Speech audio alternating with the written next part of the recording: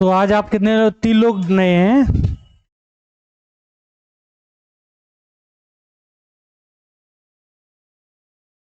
ये तो पता ही है कि आपकी आज नई क्लास स्टार्ट होगी।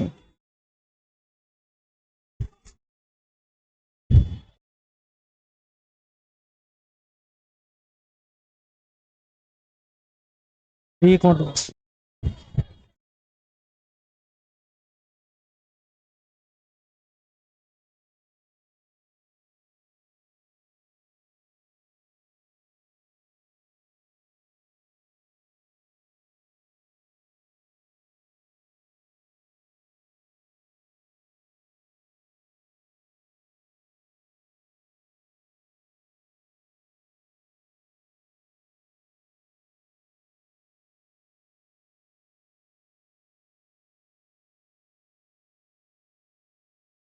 हम्म।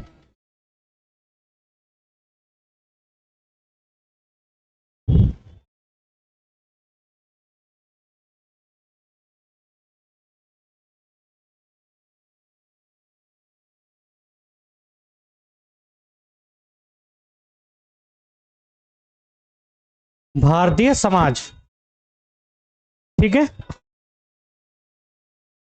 जो लोग पुराने लोग हैं उनके लिए कुछ बातें बता दूं मैं। आपने आज से पहले जितनी बारें जो चीजें मुझसे पढ़ी हैं उसका इससे कोई संबंध नहीं है, ठीक है। पहले बता दे रहा हूं। उसके कई सारे कारण हैं। वहां कही गई बातें और यहां कही गई बातें, दोनों में विरोधाभास होगा, ठीक है। और जब विरोधाभास होगा तो क्या होगा, समस्या क्रिएट ये होगी कि वो वाली बात सही थी या ये वाली बात सही थी, ठीक है। तो फिर समस्या होगी कि इसका मतलब ये है कि मास्टर उस समय झूठ बोल रहा था या मास्टर इस समय झूठ बोल रहा है। झूठ ना तब बोल रहा था ना झूठ अब बोल रहा। और इस सब्जेक्ट की शुरुआत करने के लिए मैं एक आपको छोटी सी कहानी सुनाता हूं। जैसे मान लो कि क्या है कि कहीं पर क्या हुआ, 4-5 अंधे थे, ठीक है। और अंधों ने क्या किया, एक हाथी को देखा। अब आप कहेंगे अंधों को हाथी ने देखा कैसे? देखना इन सेंस है महसूस किया। एक अंधे ने क्या किया कि हाथी की सूंड देखी, तो सूंड को पकड़ा और उसने महसूस किया कि हाथी ऐसा होता है। दूसरे ने पैर देखा और तीसरे ने उसकी पूंछ देखी। इत्तेफाक की बात थी कि तीनों के तीनों चर्चा करने बैठ गए किस पर, कि आज हमने हाथी का अनुभव किया, तो उनके बताओ हाथी कैसा होता है। अब जो जिसने सूंड देखी, अब वो बता रहा है कि हाथी क्या होता है, कि एक तरीके से हम कह सकते हैं कि बड़े पाइप या किसी अन्य आकृति के आकार का होता है। दूसरा व्यक्ति कह रहा है कि नहीं, हाथी ऐसा कतई नहीं होता है, हाथी खंबे की आकृति का होता है, क्योंकि उसने पैर देखा बड़ा। तीसरे ने कहा नहीं, बिल्कुल झूठ बोल रहे हो तुम दोनों, हाथी मैंने देखा सांप की आकृति का होता है, क्योंकि उसने क्या देखी, पूंछ पकड़ी थी। अब आप एक बात बताइए कि इनमें से कौन सी बात गलत है? तीनों ही बातें क्या है, अपनी अपनी जगह सही है। डिपेंड करता है कि चीजों को देखने का आपका नजरिया कैसा, आपने देखा कैसे चीजों को, ठीक है। तो हर व्यक्ति, समाजशास्त्र भी ऐसा ही है, ऐसा ही ये भारतीय क्या है, समाज। इस टॉपिक को आपको क्या है कि इस टॉपिक के साथ हम दो सब्जेक्ट में आपको ये यूजफुल होगा। एक आपने पढ़ा होगा कि सामाजिक न्याय, सोशल जस्टिस, और भारतीय समाज, ये दोनों ही टॉपिक आपके एक दूसरे से क्या है, लिंक हैं, ठीक है। शुरुआत हम भारतीय समाज से करेंगे और खत्म इसे क्या है, सोशल जस्टिस पे करेंगे, सामाजिक न्याय पे खत्म करेंगे। दूसरी बात कि जैसे सामाजिक न्याय है, तो आपने यूपीएससी का सिलेबस आपको पता ही है सबको, तो कौन से पेपर में आता है?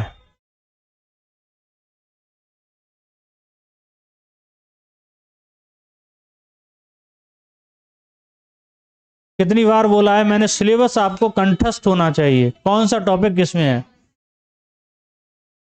भारतीय समाज जो है ये आपका आएगा GS1 में, और सामाजिक न्याय जो है,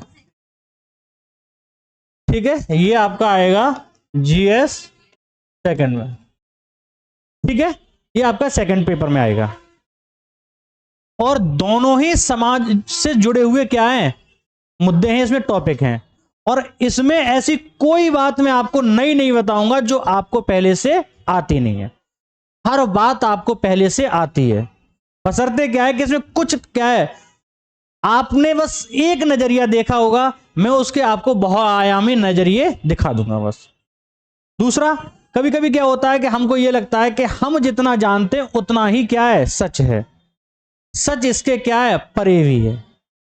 बस उस परे सच को देखना और उसका क्या है, अन्वेषण करना और उसको अपनी आंसर राइटिंग में देना, बस यही सीखना है इस टॉपिक से, ठीक है। तो इस टॉपिक में जैसे जैसे मैंने आपको पॉलिटी पढ़ाया था, ठीक है, पॉलिटी में जो विचारधारा थी वो स्पष्ट थी। आर्टिकल 14 ये कहता है, ठीक है। अगर हम देखें कि प्रेस की भूमिका आज के तारीख में क्या है, वो स्पष्ट था, ठीक है। मेंस के आंसर राइटिंग में फ्रेम वही करना है उसी तरीके से, लेकिन यहां पर चीजें क्या है, अलग अलग होंगी। अगर मैं आपसे कहूं कि आज की तारीख में, ठीक है, तलाक के कारण क्या हैं,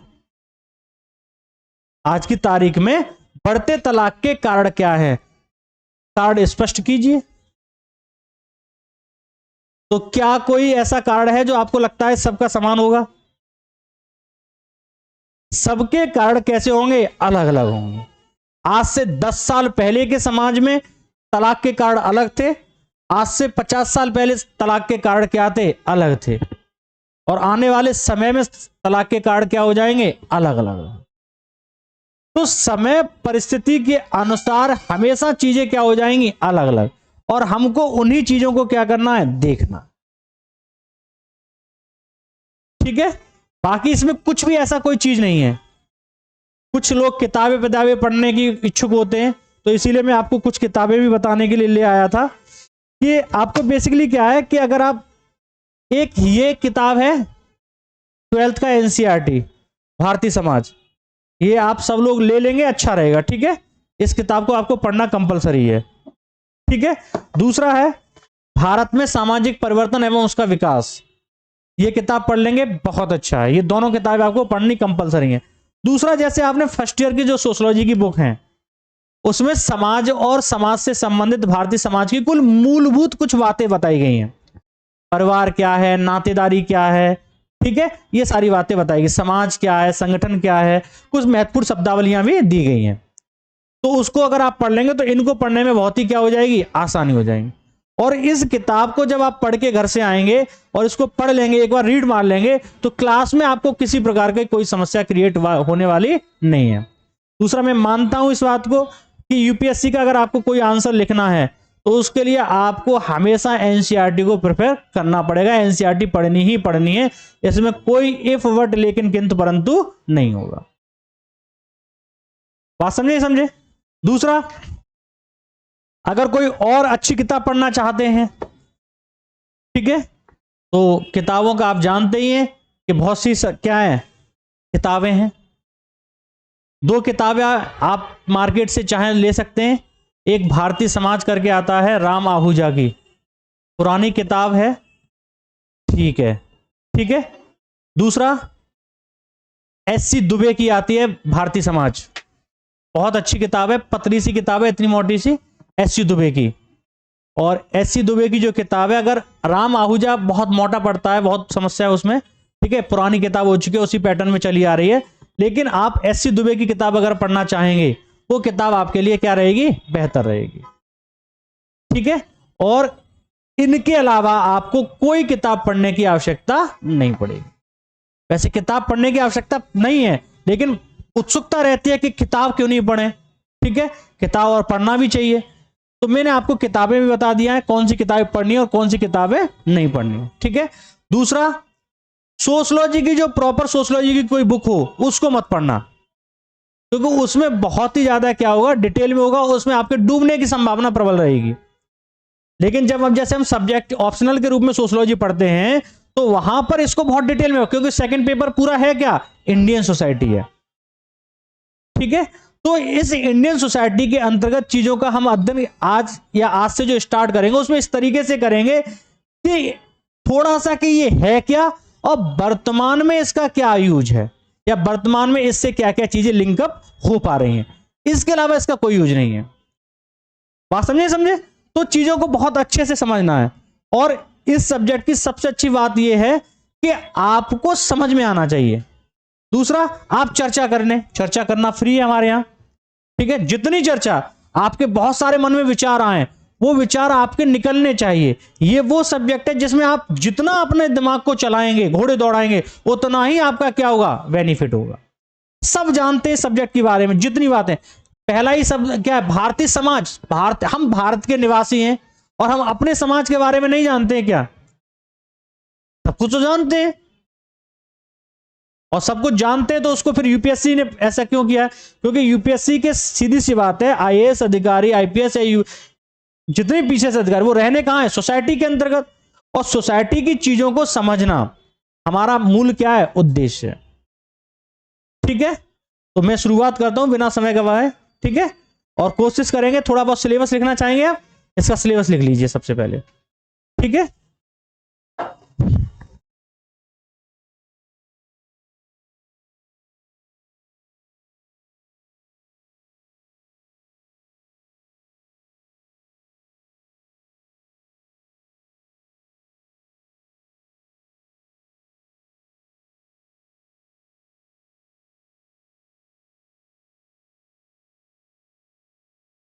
सिलेबस का पहला टॉपिक जो है आपका वो क्या है, भारतीय समाज की विशेषताएं, ठीक है। भारतीय समाज की विशेषताएं।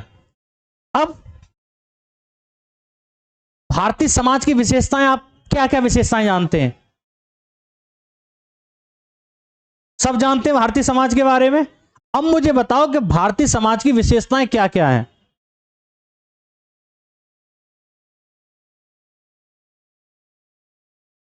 हर सोसाइटी की है ये, वेशभूषा, कल्चर, ये क्या है, हर सोसाइटी की विशेषता है। हम बात कर रहे हैं किसकी? प्रॉपर भारतीय सोसाइटी, इंडियन सोसाइटी, भारत के समाज की क्या विशेषता है इसकी, जो दुनिया के किसी अन्य समाज में नहीं पाई जाती है।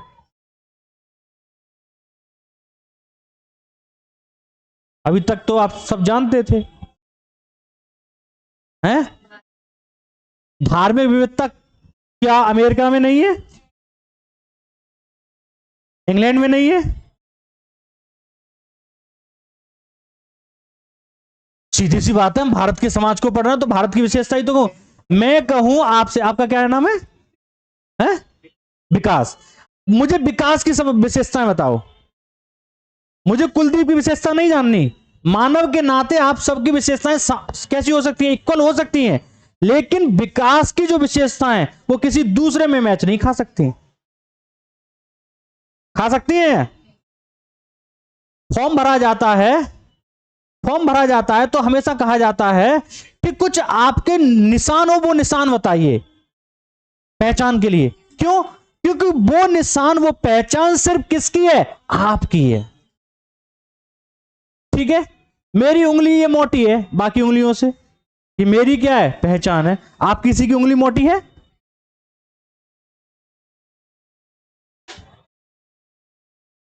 अब देखो, जैसे मैं लिखूंगा आपको समझ में आ जाएगा। वर्ड व्यवस्था,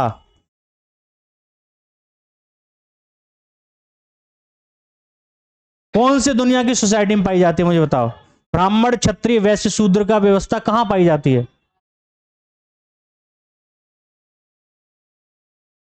हैं? पाई जाती है ऐसी व्यवस्था? आश्रम व्यवस्था, जाति व्यवस्था, क्या ये पाई जाती है दुनिया में? ये सिर्फ कहां पाई जाती है? इंडियन सोसाइटी में पाई जाती है। पाई जाती है नहीं पाई जाती है?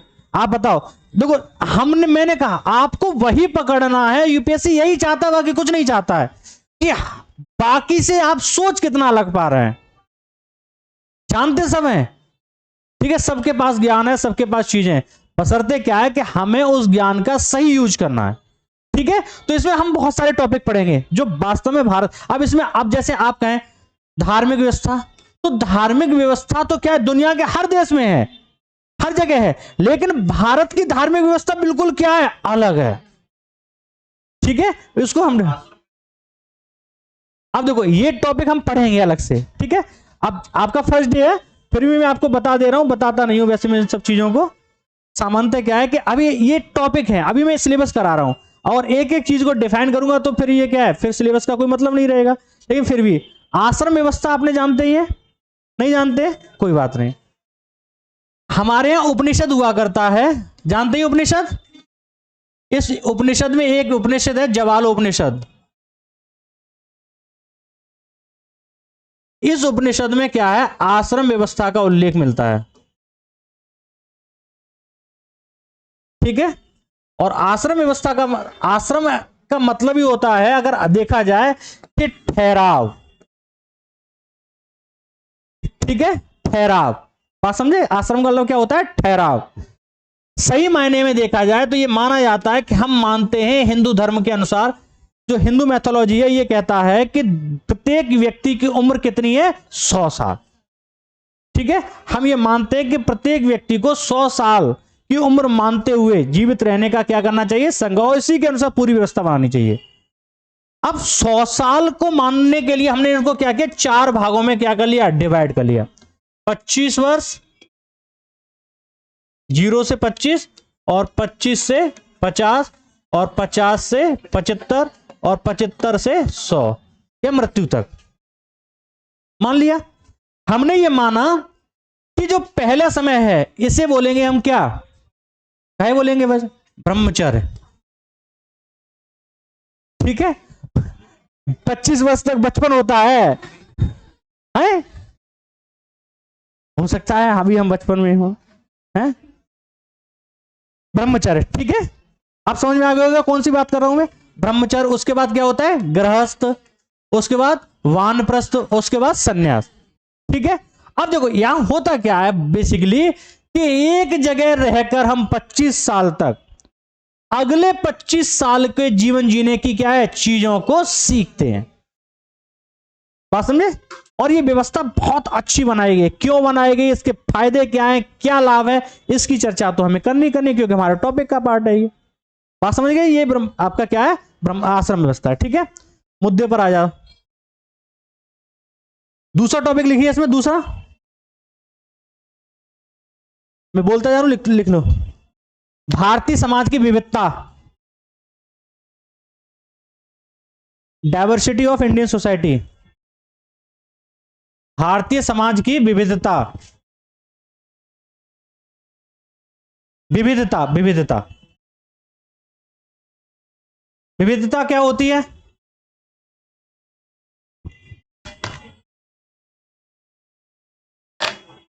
विविधता क्या होती है,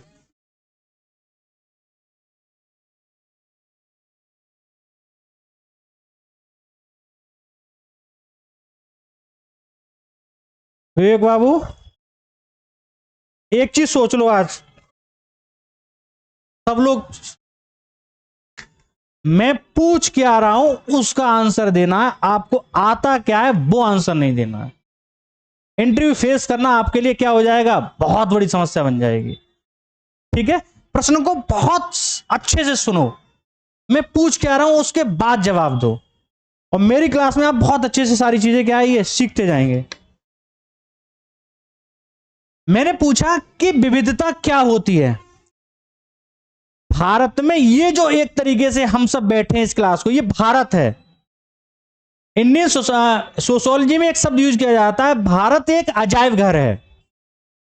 भारत एक क्या है, अजायब घर है। अजायब घर समझते हैं, चिड़ियाघर। ठीक है, भारत क्या है, एक चिड़ियाघर है। यहां भांति भांति के जानवर एक साथ रहते हैं। हम लोग शकल से, रंग रूप से, खान पान से, ठीक है, भाषा से, धर्म से, जाति से, एक तरीके से क्षेत्र से, किसी भी तरीके से मैच नहीं खाते एक दूसरे से। इतनी सारी डायवर्सिटी जो है वो हमारे साथ क्या है, विद्यमान है। तो ये जो डायवर्सिटी है भारत में क्या है या नहीं, ऐसी डाइवर्सिटी कहीं नहीं पाई जाती है दुनिया में। आप अमेरिका चले जाओगे, वहां अमेरिकन है या विदेशी कुछ लोग, दो ही टाइप के लोग हैं, तीसरा नहीं है वहां पर। यहां पर आप देखो नॉर्थ ईस्ट में चले जाओगे तो आपको लगेगा कि कहां आ गए। मैंने आपसे कितनी बार कहा है, आप आगरा से थोड़ा जैसे आगे बढ़ते चले जाएंगे किधर भी साइड, आपको दूसरे तरह के लोग क्या है मिलते चले जाएंगे। अपने यहां कहावत है, पग पग पर पानी बदले और 3 कोस पर वाणी। बोला जाता है नहीं बोला जाता है? इसका मतलब क्या है, 3 कोस पर भाषा बदल जाती है। आप राजस्थान में जाएंगे क्या खाने को मिलता है? चूरमा, दाल बाटी चूरमा। ठीक है, आप गुजरात में क्या खाने जाएंगे? ढोकला। अनिल सर ने क्या है जेठालाल एग्जाम्पल दे दे के आपको सुनाई दिया होगा, ढोकला फेमस कर दिया, उसको देना चाहिए। महाराष्ट्र में पाव भाजी। ठीक है, साउथ इंडियन चले जाएंगे इडली डोसा, पता नहीं कौन कौन से डोसे। ठीक है, उत्तर प्रदेश आ जाओ, हाँ वही पाव भाजी बड़ा पाव, हाँ थोड़ा सा अंतर है, कोई बात नहीं। ठीक है, बड़ा पाव चलता है वहां। ठीक है, साउथ में इडली डोसा, और उत्तर प्रदेश में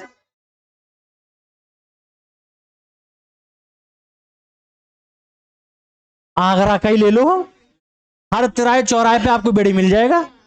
दुनिया में और कहीं मिलता है बेड़ी? कहीं नहीं मिलता है, आगरा में मिलता ही है। अलीगढ़ चले जाओ, वहां विशेष प्रकार की कचौड़ी मिलती है।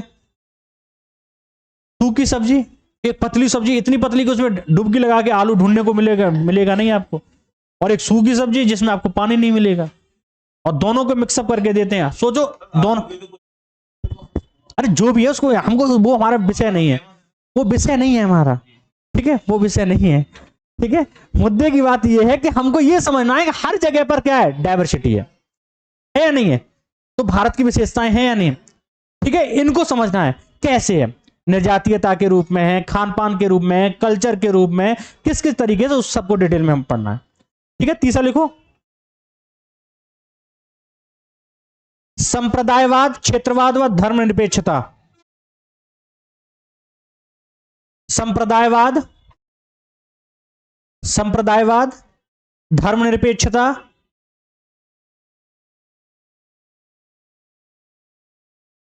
व क्षेत्रवाद।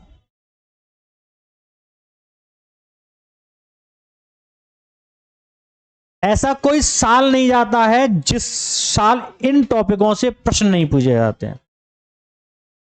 ठीक है, ऐसा कोई दिन नहीं जाता जिस दिन इन क्षेत्रों, इन चीजों से विवाद नहीं होता है। ये वो टॉपिक हैं जो मीडिया में हमेशा क्या रहता है, चर्चा में रहता है। और यूपीएससी आपने देखा ही होगा, जो चीज चर्चा में रहा 1-2 महीने वहीं से फुटअप कर लेगा। तो क्षेत्र संप्रदायवाद क्या होता है? हिंदू मुस्लिम। हाँ करणवीर, क्या होता है संप्रदायवाद?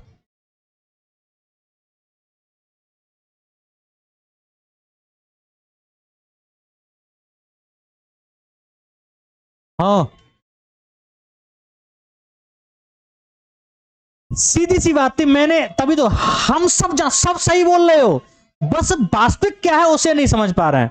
मैंने 50 बार कहा, जब हम पर्टिकुलर किसी एक धर्म की बात करते हैं, ठीक है, जब हम पर्टिकुलर क्या करते हैं, एक धर्म की बात करते हैं, तब कहलाता है वो क्या, संप्रदायवाद। ठीक है, वास्तव में पर्टिकुलर एक धर्म की बात कर रहे हैं, हम सिर्फ ये कहें हिंदू हिंदू हिंदू, ये क्या है, संप्रदायवाद है। हाँ आराम से उठाओ, लोकतंत्र है हमारे यहां। ठीक है, बात समझे नहीं समझे? क्षेत्रवाद,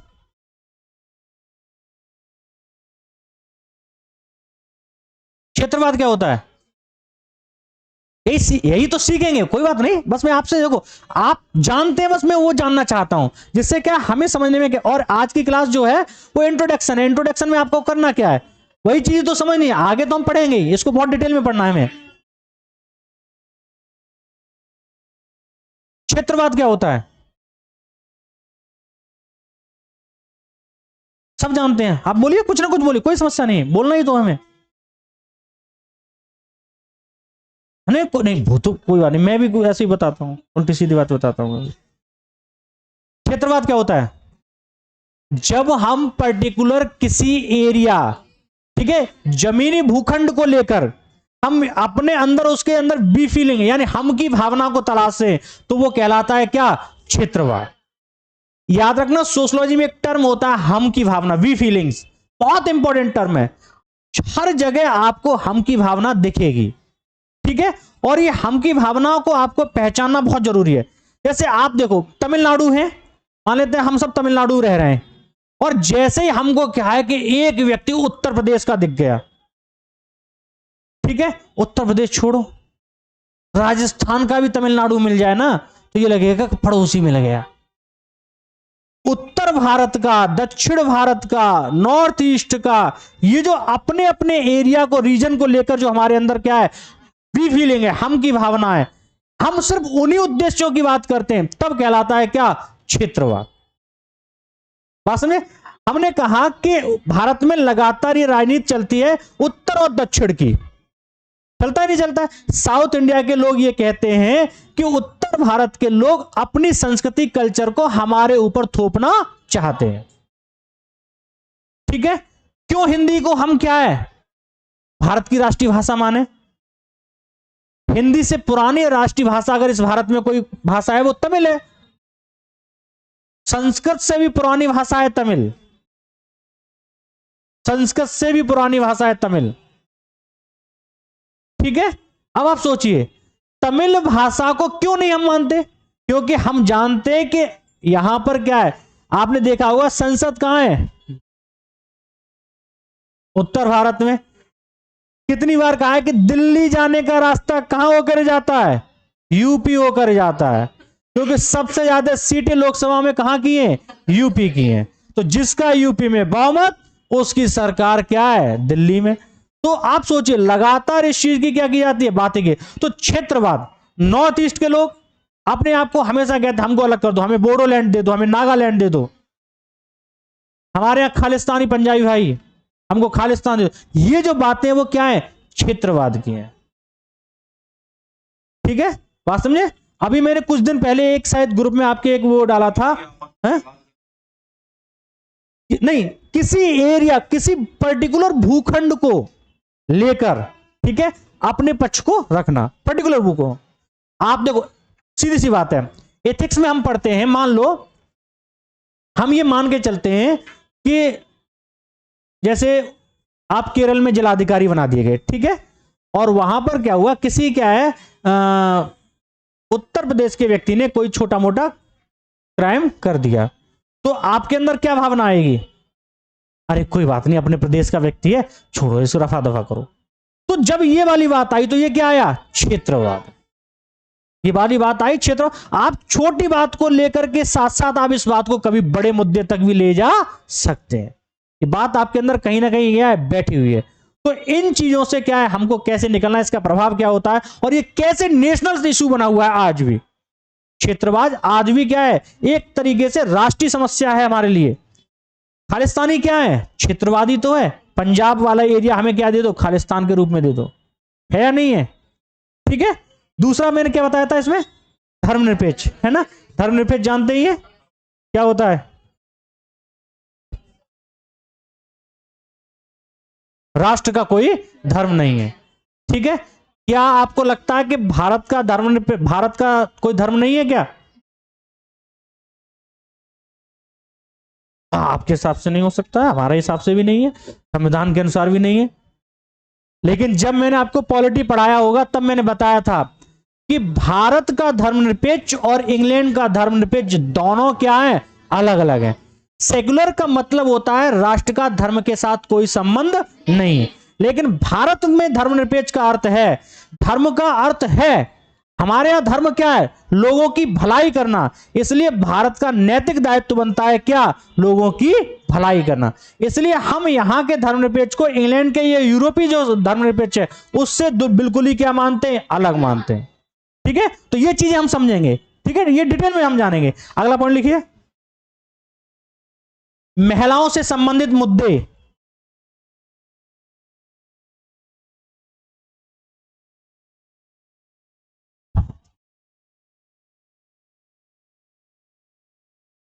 अब जितनी महिलाएं हैं, ठीक है, सारे मुद्दे आपकी समस्या में, जितने आपकी नजर में मुद्दे आते हो, वो सारे मुद्दे आप अपने से जुड़े हुए मान लो। पुरुष, आपको जितने मुद्दे दिखते हैं उतने मुद्दे देख लो। अब क्या क्या मुद्दे हो सकते हैं, कल्पना करो कुछ।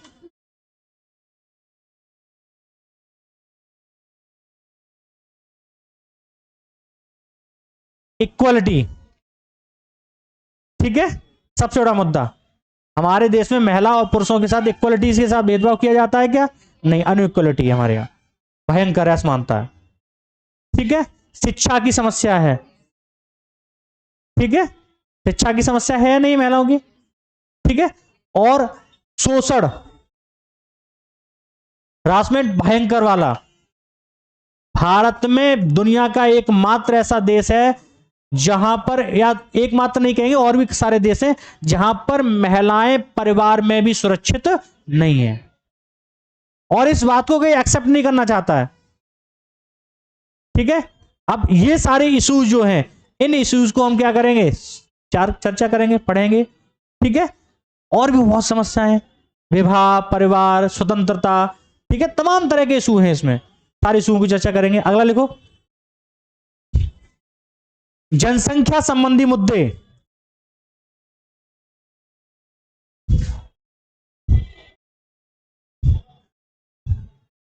कई सारे विद्वान इस बात को कहते हैं कि भारत की ज्यादातर समस्याएं जो हैं, उन सारी समस्याओं की जड़ जो है वो क्या है, जनसंख्या। ठीक है, कैसे जनसंख्या समस्याओं की समस्या है, कैसे है जड़, इस पर हम चर्चा करेंगे। लगातार जनसंख्या बढ़ रही है। माल्थस कहता है कि जनसंख्या जो होता है वो हमेशा कैसे बढ़ता है, गुणात्मक बढ़ती है, कि 2, 4, 8, 16, 32, 64 इस तरीके से बढ़ती है। और खाद्यान्न वस्तु कैसे बढ़ती है, 1, 2, 4, 6, 8, 10, 12। तो जनसंख्या का इतना बढ़ना, खाद्यान्न वस्तुओं का इस तरीके से बढ़ना, क्या वास्तव में हम इतनी जनसंख्या का भरण पोषण कर पाएंगे? नहीं कर पाएंगे। ठीक है, अब लगातार हर व्यक्ति यहां पर क्या रोजगार की बात करता है कि सरकार रोजगार देने में क्या है, असफल है, विफल है। आप सोचे इतनी बड़ी जनसंख्या को रोजगार देना क्या बड़ी समस्या नहीं है? ठीक है, बात समझे, जहां हर व्यक्ति को सरकारी नौकरी चाहिए। आप सोचिए ये समस्या है, तो जनसंख्या की समस्या है, या एक बात सोचिए, क्या वास्तव में जनसंख्या समस्या है, या सरकार की पॉलिसी, या सरकार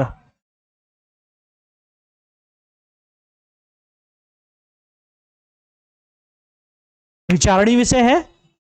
इस पर भी चर्चा कर लेंगे।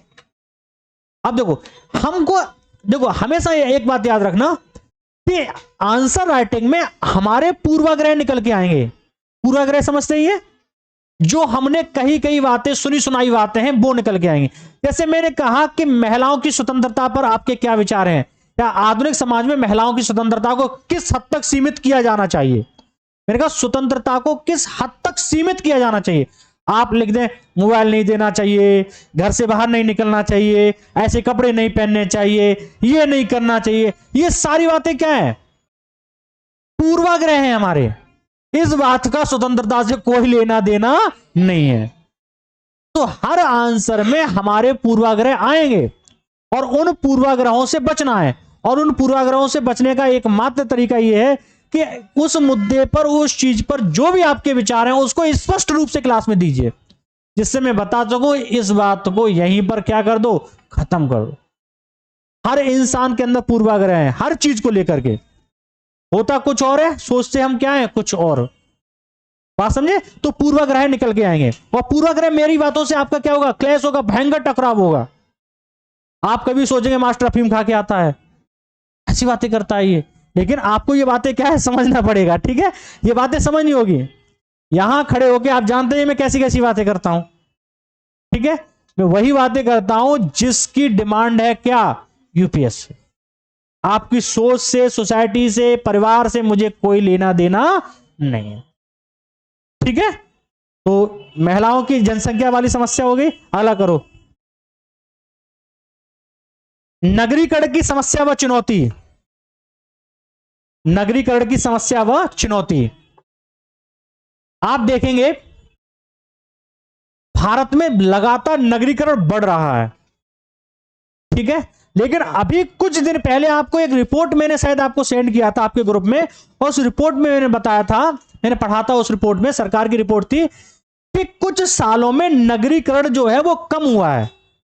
2014 से 24 तक नगरीकरण जो है वो लगातार क्या हो रहा है, कम हो रहा है। कारण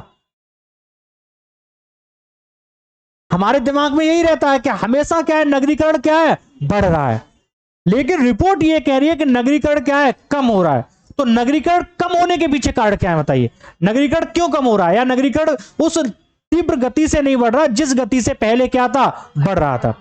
अगर मैं पूछूं आपसे नगरीकरण बढ़ने के कारण क्या है, नगरों की ओर जनसंख्या का पलायन करने के कारण क्या है, गांव से लोग नगर क्यों आते हैं?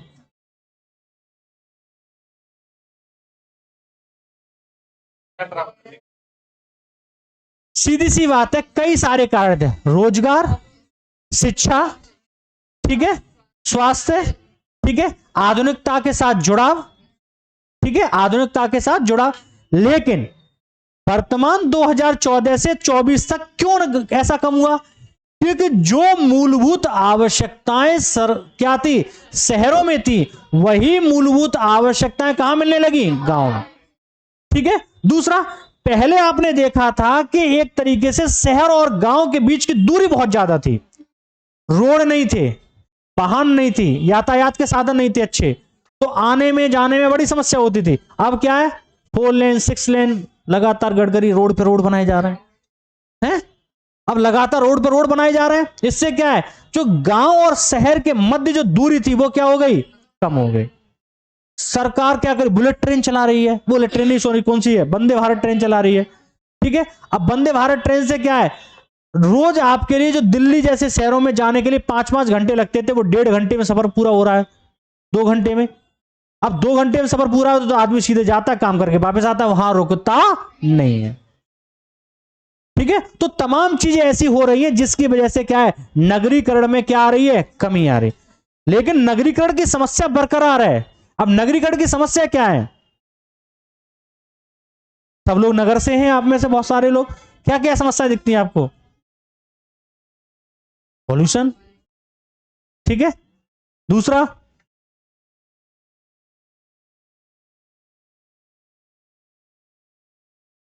मान लिए, और सही बोल रहे हो सब, कोई समस्या नहीं है। हाँ, कोई समस्या लगती है नगर में? मैं मालथसवादी हूं, मुझे कोई समस्या नहीं नजर आती है।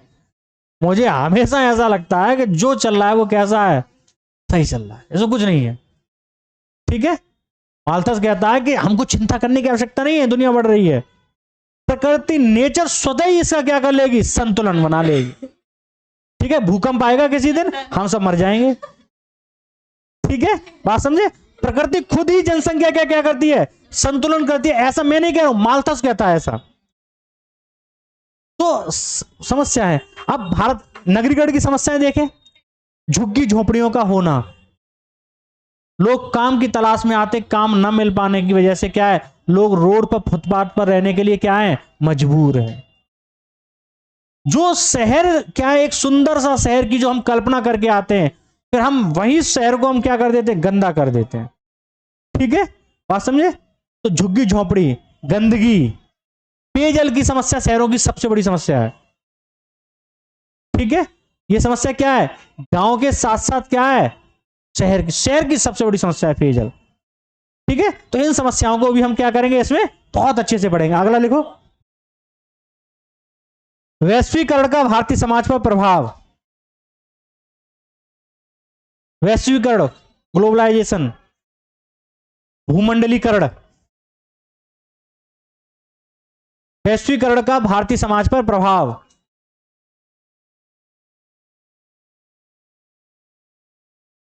एक प्रभाव बता दीजिए मुझे बस आज के समाज में वैश्वीकरण का। अच्छा प्रश्न है, कोई डिफाइन करेगा भूमंडलीकरण या वैश्वीकरण क्या होता है? आस्था, जैन, दो आस्था है इसमें।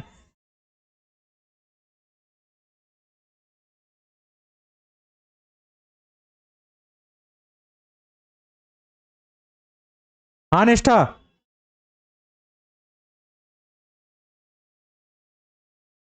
करोड़वीर, कोई बात नहीं, सीखने ही तो आए हैं।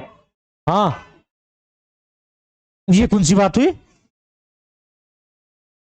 सही गलत का क्या मतलब है? इस सब्जेक्ट में हमने पहले ही बताया, आपके द्वारा बोला गया हर शब्द क्या है, सही है, इसमें कुछ भी गलत नहीं है, बस आपको बताना है। इतनी देर से मैं समझा क्या रहा हूं, बोलो।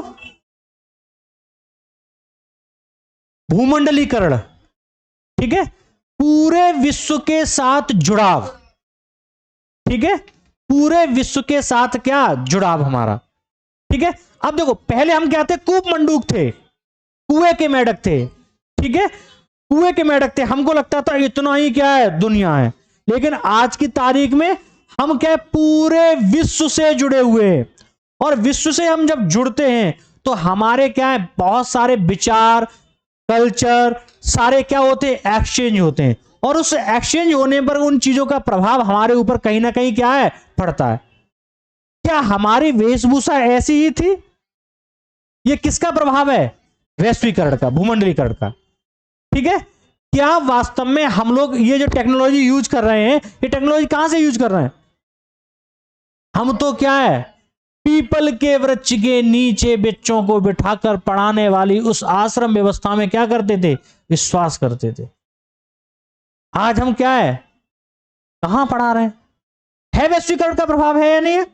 दूसरा, हम आज अमेरिका की चीजों को यहां बैठकर डिसाइड देख लेते हैं क्या हो रहा है क्या नहीं हो रहा है, इंटरनेट के द्वारा, और उसका प्रभाव हमारे ऊपर ये इतना है। मैंने इस कहा था कि वैश्वीकरण का आज की सोसाइटी पर क्या प्रभाव है, तो आपको सीधा एक ही जवाब था, सोशल मीडिया। आज का सोशल मीडिया हमको क्या करता है, पूरे विश्व को उसने क्या किया, एक मोबाइल में, एक छोटी सी डिवाइस में कैद कर रखा है, और छोटी सी डिवाइस ने हमको पूरी तरीके से उसका इफेक्ट हमारे दिमाग पर बैठ गया है। आपने देखा होगा कि मैं जैसे कल आज घर से आ रहा हूं, तो मेरा एक भतीजा है, मतलब चाचा के ताऊ के लड़का, ताऊ के लड़के का लड़का, बड़ा दुष्ट प्रवृत्ति का है। वो जब भी मैं उससे मिलता हूं तो मुझे एक नया ज्ञान देता है वो। तो उसने जैसे मुझे 5 मिनट के लिए मिला था कल, वो मैंने पूछा और क्या चल रहा है, तो दूसरा बोला था आजकल इसके चर्चे हो रहे हैं बहुत। मैं कैसा चर्चे? कि पूरा मोहल्ला कहता है कि बड़ा ज्ञान देता है ये। मैं कुछ ज्ञान मुझे भी दे। आपके ऊपर से ऊपर की बातें हैं, आपके लेवल से ऊपर की बातें हैं। जैसे ही उसने ये कहा कि आपके लेवल से ऊपर की बातें, कुछ तो बता कि आप मीडिया वीडिया से दूर रहते हैं, आप पुराने लोग हैं, पुराने ख्यालात के लोग हैं, मेरे विचारों से आपके विचार मैच नहीं खाते। इसका लोग क्या है, उसके विचार कौन से नए हैं? उसके विचार आज की तारीख में क्या है, जो वो दिन भर पता है क्या सोचता है कि मैंने पूछा करेगा क्या लाइफ में, तो वो कहता कुछ ना कुछ तो कर ही लूंगा। जैसे ही उसका ये शब्द था कि कुछ ना कुछ तो कर ही लूंगा, बड़ा खतरनाक शब्द है ये, सुनने में बहुत अच्छा लगता है, ठीक है, दूसरे को मोटिवेट करने में बहुत अच्छा लगता है, किसी को सुनाने में बहुत अच्छा लगता है, लेकिन इसे अप्लाई करने में दम निकल जाती है। तो जैसे उसने कहा कुछ ना कुछ कर लूंगा, और उसने कहा, मैंने अभी क्या सोचा है कि अभी मैं सोच रहा हूं कि यूट्यूब से पैसा कमाऊं।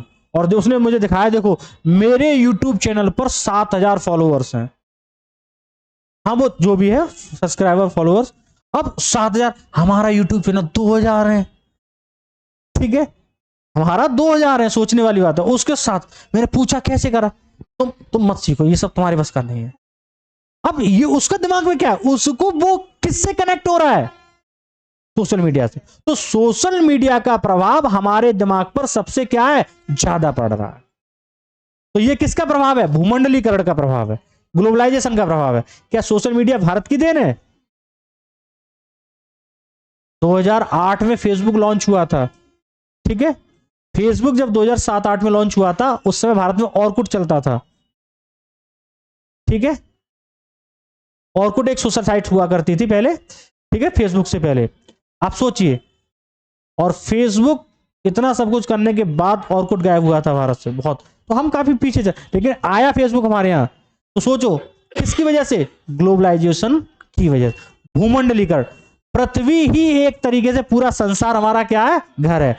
हम अपनी हर चीज का क्या करते हैं, आदान प्रदान करते हैं। तो उसका प्रभाव कहीं ना कहीं इंडियन सोसाइटी पर पड़ रहा है। डायरेक्ट और इनडायरेक्ट दोनों ही तरीके से पढ़ रहा है। ठीक है, कैसे पढ़ रहा है, क्यों पढ़ रहा है, इस पर भी हम क्या करेंगे, चर्चा करेंगे। तो ये सिलेबस है आपका फर्स्ट पेपर का। अब आपको दिख रहे होंगे इसमें टॉपिक, ये तो कितने टॉपिक हुए, 60 टॉपिक हुए। ठीक है, ये 60 टॉपिक नहीं है, बहुत बड़े टॉपिक है इनमें। ठीक है, ये वो टॉपिक है 5-5 दिन एक एक टॉपिक चलेगा, ये समझ रहे हैं। चलिए अब मैं कुछ बातें और कर लूं, तब विषय की शुरुआत कर ले हम। कोई दिक्कत किसी को, आपके मन में कोई डाउट हो, प्रश्न हो, पूछ लो मुझसे।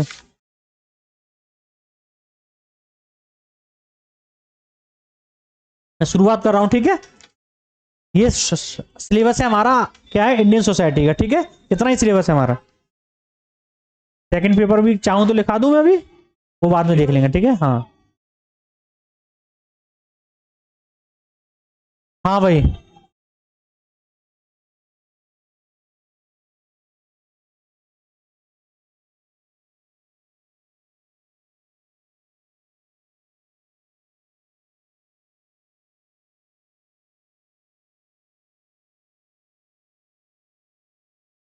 क्या है मनुष्य।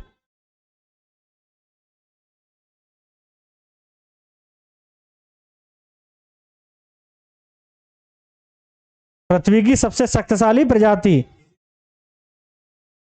जिसमें सोचने समझने की क्षमता है। और कोई, सही बात है, और कुछ आपके विचार और बताइए, बोलिए बोलिए, कुछ तो बोलिए। मनुष्य क्या है, सबसे पहले एक क्या है, वो जीव है। ठीक है, एक क्या है, जीव है। हम भी एक क्या है, जानवर हैं। ठीक है, हम भी क्या है, एक एनिमल है, इसके अलावा कुछ नहीं है। बस एनिमल है कैसे, सामाजिक। हम कैसे एनिमल है, सामाजिक, बुद्धिजीवी हैं। ठीक है, प्लस बुद्धिजीवी भी हैं। ठीक है, इधर से वार्ता कर लेना। ठीक है, बुद्धिजीवी हैं। ठीक है, कैसे हैं हम, सोशल हैं, है या नहीं है।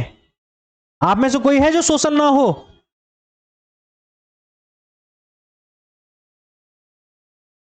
अरस्तु ने एक शब्द कहा था, मनुष्य एक सामाजिक प्राणी है।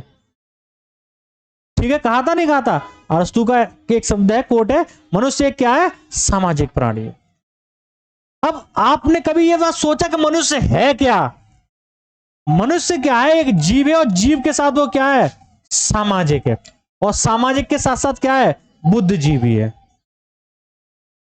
समाज का एक पार्ट है। मनुष्य ही समाज है, बहुत अच्छे, मनुष्य ही समाज है। इसके विचार बिल्कुल मेरे जैसे हैं, खतरनाक वाले हैं। हम है तो समाज है, ठीक है, और हम नहीं है तो समाज का कोई वजूद नहीं है। इसलिए क्या है, मनुष्य ही समाज है, कतई नहीं।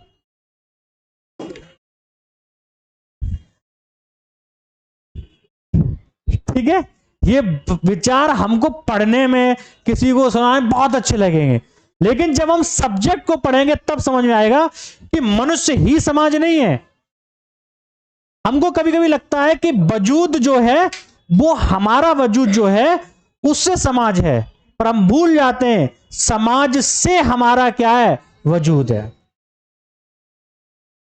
ठीक है, समाज से हमारा क्या है, वजूद है। तो मनुष्य क्या है, एक अभी हम चर्चा करेंगे, डिटेल में चर्चा करेंगे इस पर। ठीक है, मनुष्य क्या है, जीव है। वो जीव कैसा है, सामाजिक है, और साथ के साथ कैसा है, बुद्धिजीवी है। बाकी अन्य जीवों के अलावा, बुद्धिजीवी क्या अन्य जीव नहीं है,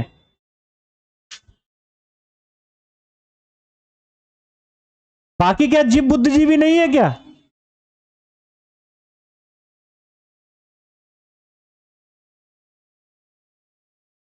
जब तक हम जमीन पर 4 पैरों पर चलते थे, ठीक है, 4 पैरों पर जब हम चलते थे, तब क्या हम बुद्धिजीवी थे?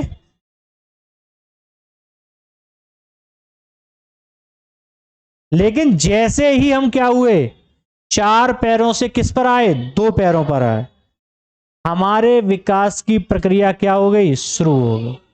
कारण नहीं, तब और अन्य जानवरों में हम में कोई अंतर नहीं था।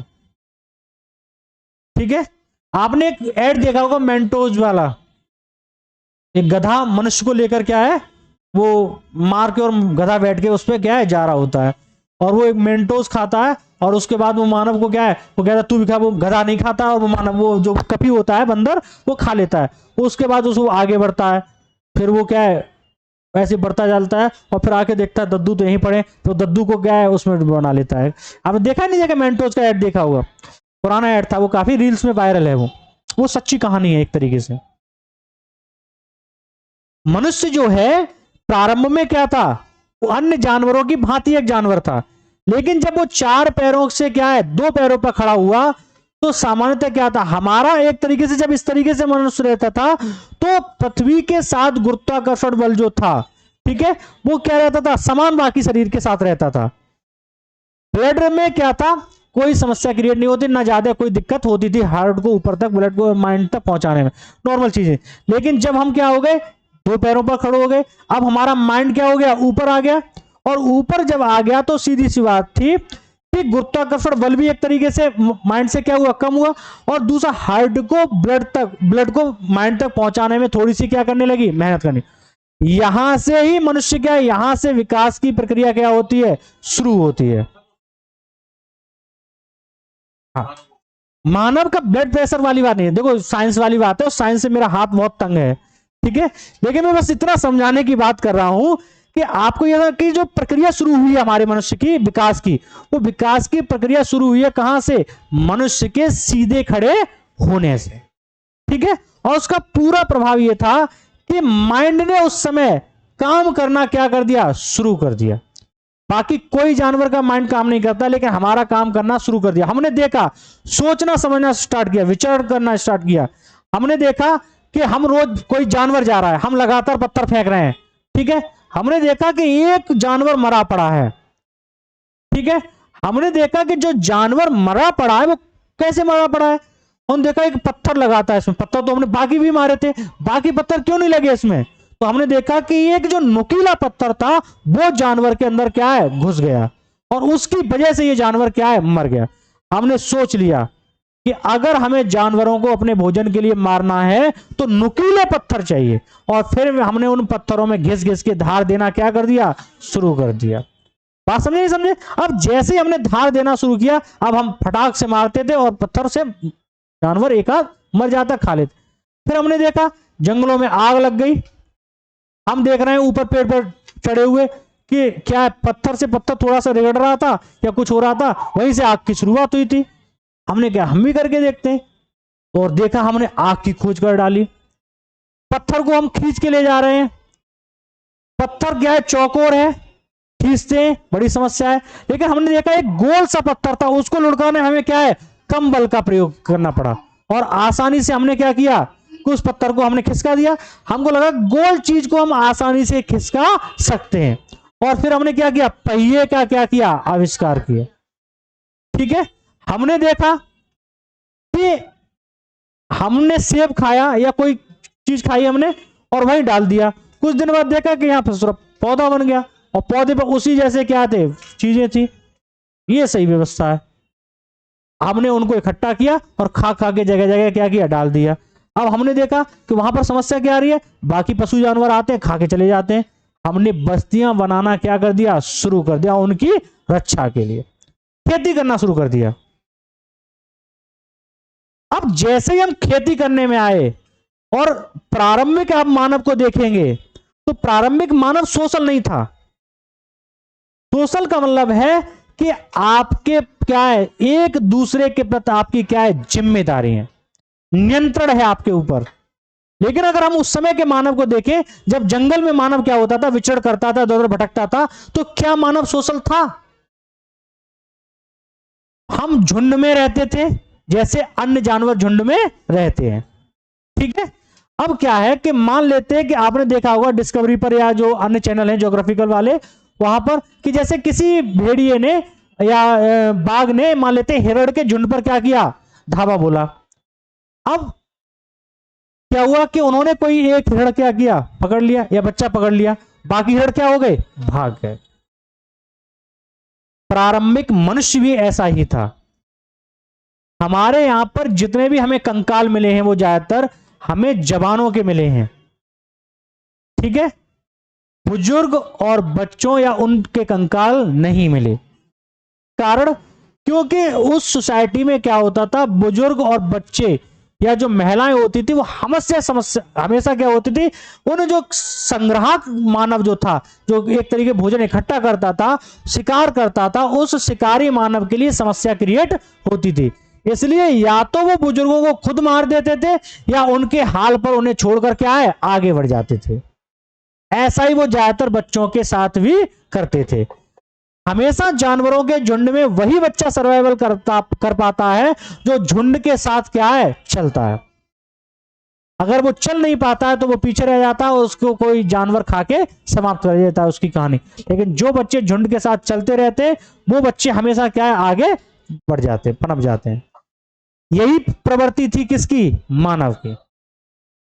तो मानव तब सोशल नहीं था, लेकिन जैसे ही मानव क्या हुआ, सोशल हुआ, बुद्धिजीवी हुआ, उसने क्या किया, एक तरीके से अपने को इकट्ठा सुरक्षा प्रदान करना स्टार्ट कर दी सब लोगों को। और जैसे ही सुरक्षा प्रदान स्टार्ट किया वैसे ही मनुष्य क्या हो गया, मनुष्य एक क्या बन गया, सामाजिक प्राणी बन गया। और सामाजिक प्राणी से मतलब क्या है, वो समाज में रहने लग गया। ठीक है, हमारा मुद्दा है क्या, समाज। पहला हेड डालो, मनुष्य।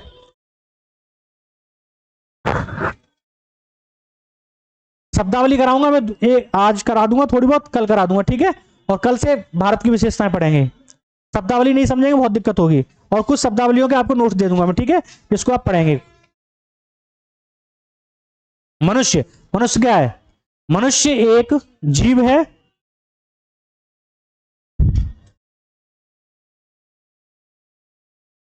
मनुष्य क्या है, जीव है जो सामाजिक तथा बुद्धिजीवी है।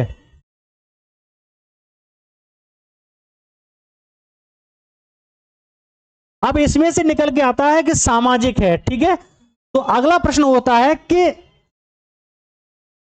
समाज क्या है, सोसाइटी क्या है। समाज में रहते हैं नहीं रहते हैं, क्या है सोसाइटी।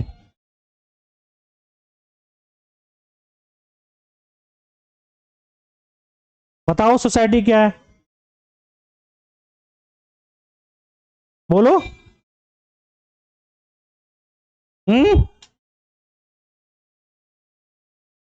बोलो बोलो। और मानवीय गतिविधि क्या है, अब ये बड़ा दिक्कत हो जाएगा। ठीक है, साथ रहता है, आप सब लोग हैं, प्रयागराज है, भीड़ है वहां, क्या साथ वो समाज है,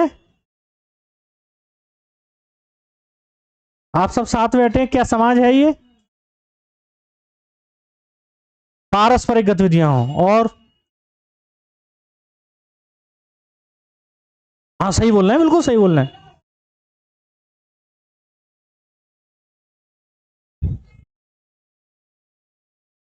समाज है क्या, सबसे बड़ी बात है। समाज, कोई बोलो, कुछ तो बोलो, मैंने कई बार डिफाइन किया है ये।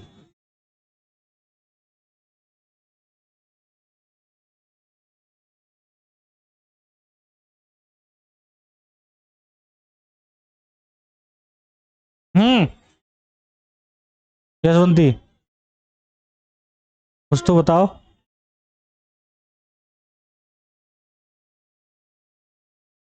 बहुत सही बात बताई, पारस्परिक संबंध, पारस्परिक संबंध है, यानी एक दूसरे के प्रति क्या है, अंतः क्रिया है हमारी। ठीक है, हमारी एक दूसरे के प्रति क्या है, अंतः क्रिया है। और जब हम किसी एक दूसरे के प्रति अंतःक्रिया करते हैं तो हमेशा हम में क्या आता है, वी फीलिंग आता है, हम की भावना जागृत होती है। ठीक है, हम की भावना जगती है। हम एक बात सोचो, पाकिस्तान के लोग कल तक हमारे साथ थे, 1947 तक ये साथ थे, तो क्या हमारी पाकिस्तान के साथ दुश्मनी थी? कभी नहीं थी। लेकिन आज पाकिस्तान के नागरिकों के साथ हमारी दुश्मनी है या नहीं है? हमारे लिए पाकिस्तान क्या एक दुश्मन की भांति हम हमेशा यूज करते हैं। क्यों? क्योंकि हमारे पारस्परिक संबंध उनसे क्या हो गए, टूट गए। दूसरे कि एक तरीके से हम की भावना जो हम में अंतर्निहित थी वो क्या हो गई, समाप्त हो गई। ठीक है, और हमेशा हम कहते हैं समाज क्या है, सामाजिक संबंधों का जाल है। समाज क्या है, सामाजिक संबंधों का क्या है, जाल है। एक दूसरे के जो हमारे क्या है सोशल रिलेशन है, वही क्या बनाते हैं, एक समाज का निर्माण। और सोशल रिलेशन होते कहां हैं, एक निश्चित क्षेत्र में। ठीक है, एक निश्चित क्षेत्र में। अब आप कहेंगे फेसबुक तो हमें कहां है, फ्रांस से भी जुड़े, वो सोशल वाली बात नहीं है। ठीक है, उसकी हम यहां चर्चा नहीं करें। एक क्या है, निश्चित क्षेत्र में। ठीक है, दूसरा ज्यादातर समाज में क्या होती है, संस्कृतियों का एक तरीके से हम कह सकते हैं संस्कृति जो होती है वह कैसी होती है, समान होती है। अब आप कहें देखो हिंदू, मुस्लिम, सिख, ईसाई जितने भी लोग हैं, इनका कल्चर जो है वो आज भी कैसा है, एक जैसा है। बदलाव आपको धर्म के आधार पर चीजें अलग अलग दिख जाएंगी, लेकिन आप कल्चर उठा के देखेंगे तो कैसे होंगे, एक जैसे मिल जाएंगे। बात समझे? तो कल्चर ज्यादातर लोगों का कैसा होता है, एक जैसा। इन पर नियंत्रण जो होता है वो कैसा होता है, सबका एक जैसा होता है। संगठनात्मक क्या होती है, एक इकाई होती है। और हमेशा याद रखो, मनुष्य पर नियंत्रण किसका होता है, हमेशा समाज का। आप पर समाज का नियंत्रण है या नहीं है?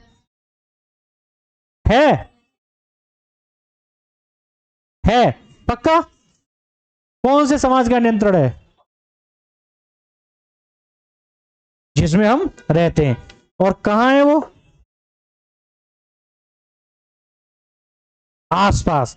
ठीक है, सही बोल रहे हैं आप, कोई गलत नहीं बोल रहे हैं आपने, सब जितनी बात बताई वो सब कैसी है, सही बात है।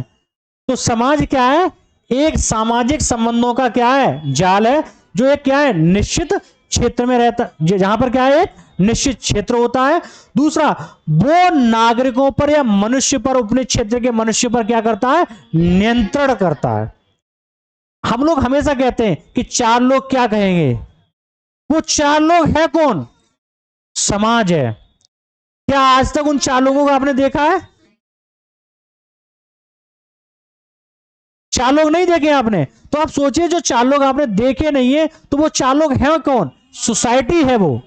और उस सोसाइटी का हमारे ऊपर डायरेक्ट और इनडायरेक्ट रूप से क्या होता है, नियंत्रण करते। हमारे पर दो तरीके का नियंत्रण होता है हमेशा, याद रखो।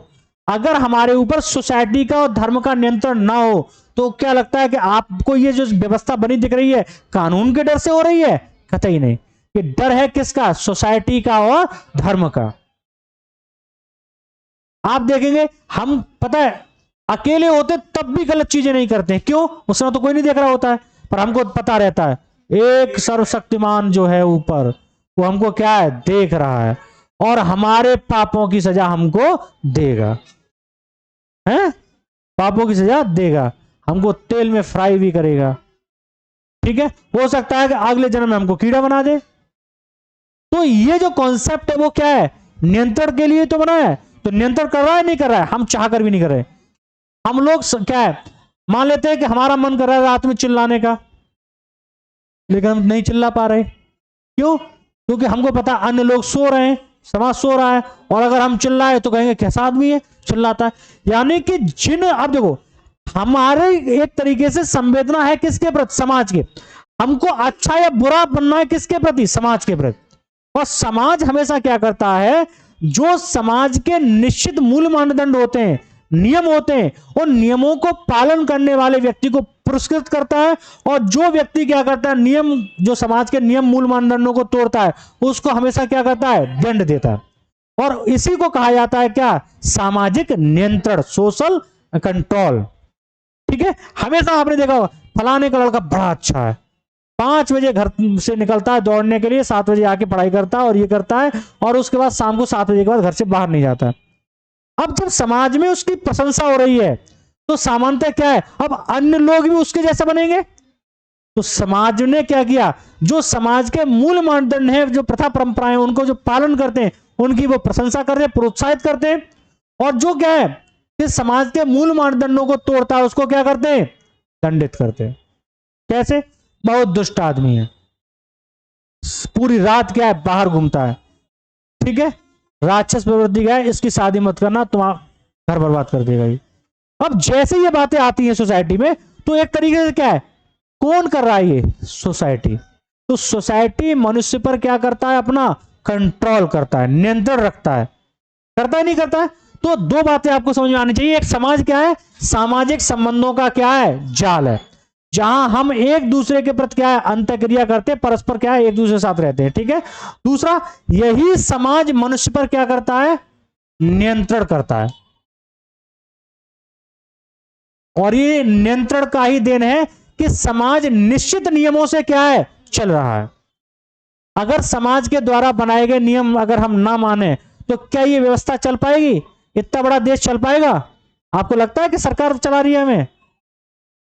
सरकार ने कितना कहा है, हेलमेट पहन के चलो, रेड लाइट पर क्या है, रुक जाओ।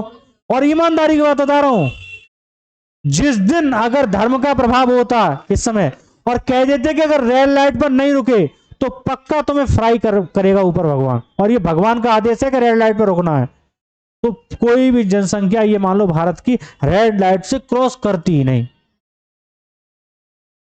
करती क्या? एक आध तो कर ही जाता। अपवाद की बात नहीं कर रहे हम, ज्यादातर सोशल कंट्रोल की बात कर रहे हैं। बस है, तो ये क्या है, समाज का क्या है, मनुष्य पर क्या है, नियंत्रण है। तो क्या लिखा आपने, समाज, देखिए समाज,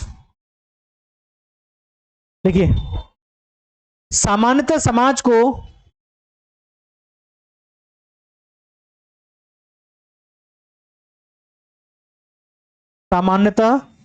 को एक ऐसा समूह माना जाता है, एक ऐसा समूह माना जाता है जिसकी एक साझा संस्कृति होती है, कॉमन कल्चर, एक साझा संस्कृति होती है, संस्कृति, साझा संस्कृति अंडरलाइन, ठीक है। साझा संस्कृति क्या होती है, किसी भी प्रकार का रहना, खाना, बोलना, बातचीत करना, ये सब क्या है, कल्चर है।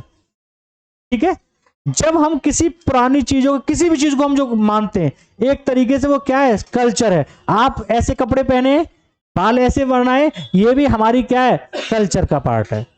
ठीक है, आप खाना खाते हैं, ये भी हमारा खाना खाने का जो तरीका है, ये भी क्या है, एक कल्चर का पार्ट है। आप देखो, संस्कृति को अगर हम शब्द में डिफाइन करें, लोगों को जीवन जीने की जो प्रक्रिया है वही क्या है, कल्चर है।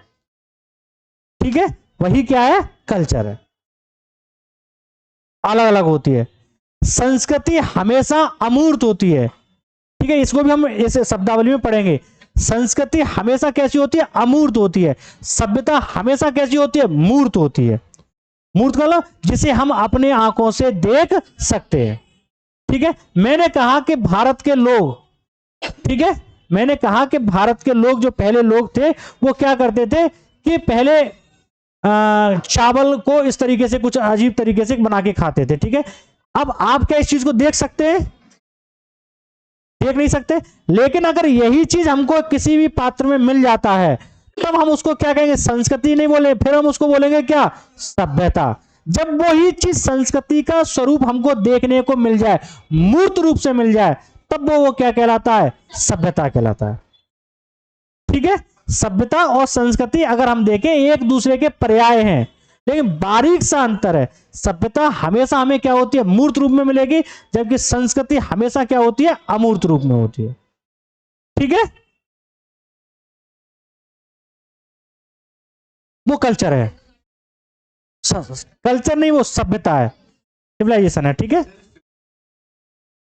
हाँ। हम्म। हाँ तो मैं, उसका जो साक्ष्य मिले हैं उन साक्ष्यों के आधार पर ही तो अनुमान लगाए गए हैं। हमको, हमने कहा कि वो मातृ देवी की पूजा करते थे, हमने यह सपना नहीं देखा, हमने देखा कि वहां पर एक क्या है, एक स्त्री के गर्भ से पौधा निकलता हुआ क्या मिला, एक खिलौना मिला। ठीक है, तो हमने फिर देखा कि ये जो इस तरीके की व्यवस्था जो मिल रही है और कई जगह ऐसी चीजें मिली, इसका मतलब क्या है, वहां पर मातृ देवी की क्या होती होगी, पूजा होती होगी। ठीक है, हमने उसको देखा। अगर हमको वास्तव में अगर देखें, अब हमें तो सही पूछोगे, उसका नाम भी नहीं पता है कि अगर वास्तव में उस समय क्या था नाम उसका। ठीक है, जैसे हम कहते हैं, जैसे हमने कहा उसका हड़प्पा नाम, हम बोलते हैं, क्या उस जमाने में जब वहां पर लोग थे तब क्या हड़प्पा ही नाम था उसका? क्या नाम था, क्या नाम था?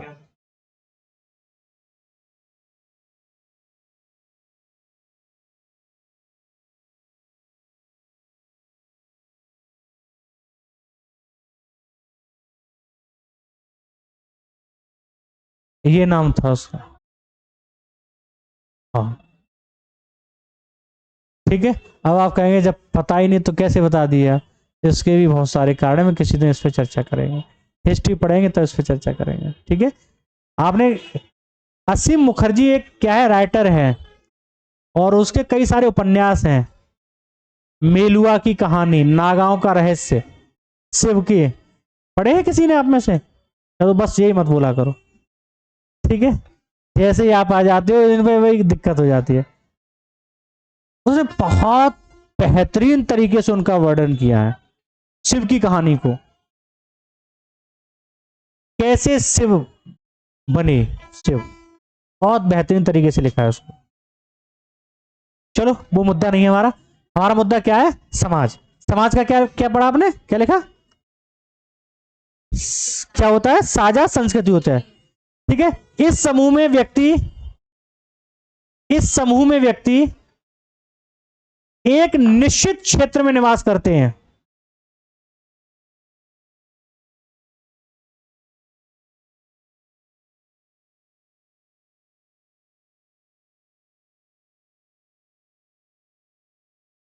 अगला पॉइंट लिखिए, यह एक सामाजिक संबंधों की, यह एक सामाजिक संबंधों की अमूर्त संस्था है, अमूर्त संस्था है। अमूर्त संस्था का मतलब समझते हैं, समाज क्या दिखाई देता है हमें, कहां है समाज, लेके आप पकड़ के लाओ मेरे सामने, समाज है ही नहीं। ठीक है, लेकिन समाज है, और है कैसा है वो, अमूर्त है, दिखता नहीं है, और उसका हम पर प्रॉपर क्या रहता है, नियंत्रण रहता है। अगला पॉइंट लिखो, समाज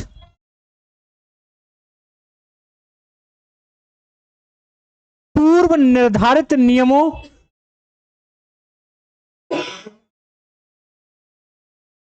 समाज पूर्व निर्धारित नियमों के अनुसार चलता है।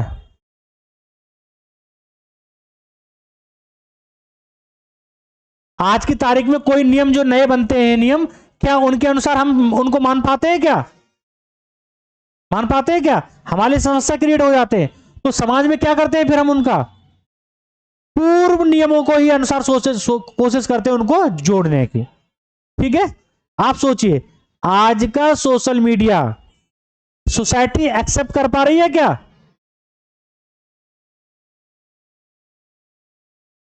कतई नहीं कर पा रही है। ठीक है, कतई नहीं कर पा रही है, लेकिन धीरे धीरे जब हम इसको क्या है, इस कुछ समय पश्चात क्या हो जाएंगे, इसकी भी सब क्लासें लगने लग जाएंगी, इससे कैसे बचा जाए, इसका कैसे दुरुपयोग से बचा जाए, इसका प्रभाव क्या है, दुष्प्रभाव क्या है, इसकी भी क्लासें लगेंगी। फिर हम उसको क्या कर लेंगे, डाइजेस्ट कर लेंगे और फिर नियम बना देगा समाज। ठीक है, इसके लिए भी कुछ नियम बना देगा। अलाइन सामाजिक नियंत्रण, सामाजिक नियंत्रण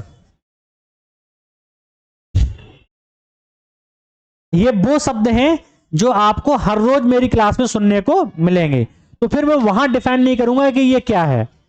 ठीक है, सामाजिक नियंत्रण लिखिए।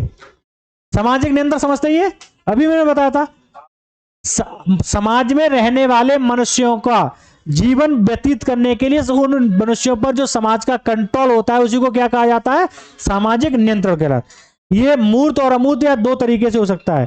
सीधी सी बात है, जो समाज के अनुसार कार्य करते हैं उन्हें समाज क्या करता है, प्रोत्साहन देता है, और जो समाज के अनुसार कार्य नहीं करते उन्हें समाज क्या करता है, दंड देता है। ठीक है, देखिए किसी भी समाज के लिए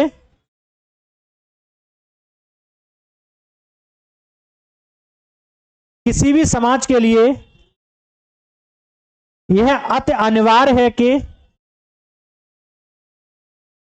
किसी भी समाज के लिए यह अति अनिवार्य है कि उसके सदस्य पूर्व निर्धारित नियमों के अनुसार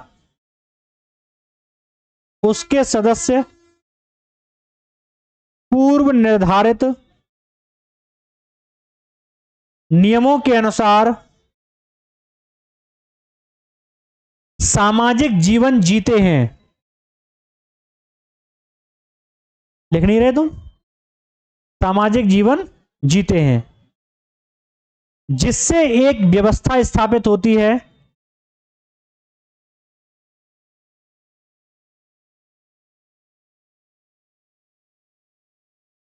जिससे एक व्यवस्था स्थापित होती है। पैराग्राफ चिन्ह कर लिखिए। समाज का दायित्व है, समाज का दायित्व है कि जो लोग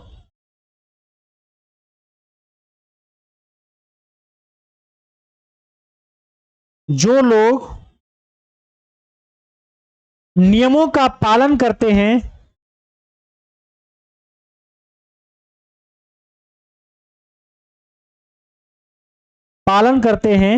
उन्हें पुरस्कृत किया जाना चाहिए, उन्हें पुरस्कार दिया जाना चाहिए।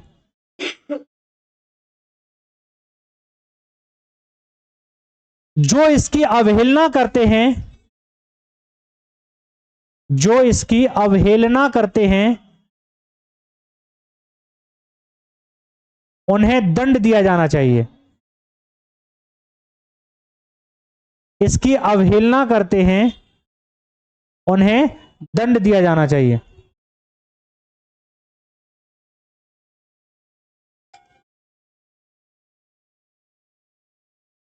सामाजिक नियंत्रण कैसा होता है, दो प्रकार का।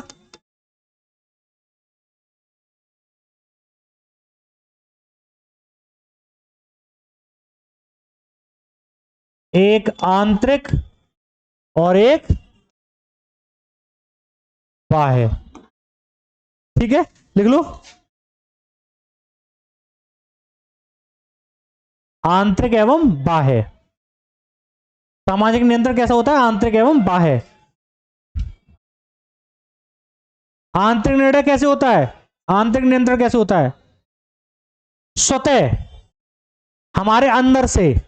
अच्छा, आप चोरी नहीं करते, क्यों चोरी नहीं करते हैं, चोरी क्यों नहीं करते हैं?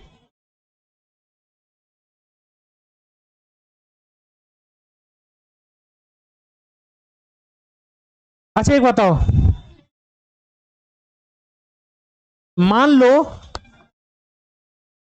कि जैसे हम हमेशा क्या है कि हमने ये कहा कि घर में चोरी, घर में है, पिताजी के पैसे रखे हैं और कोई नहीं है रूम में, और हम वहां से पैसे क्यों नहीं चुरा रहे, वहां भी पुलिस पकड़ ले जाएगी। पापा आ जाएंगे, पीछे तो पता पड़ ही जाएगी है। मान लो कुछ खाने की चीज रखी है, उसमें से लो बहुत सी चीज रखी है, चीनी रखी है, और उसमें से हम नहीं ले रहे तो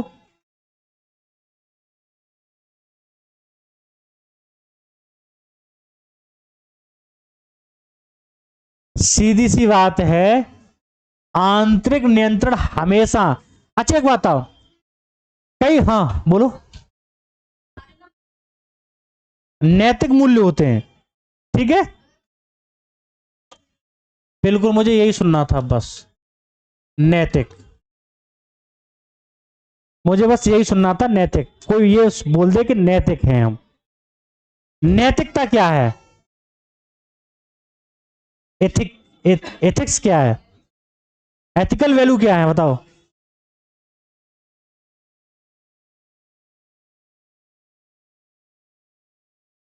एथिकल वैल्यू क्या बताओ मुझे।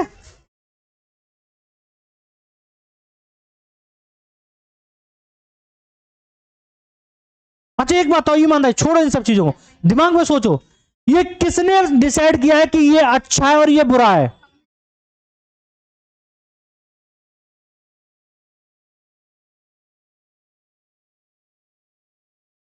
आप एक बात बताइए, चोरी करना गलत है, ये डिसाइड किसने किया, सुसाइड ने।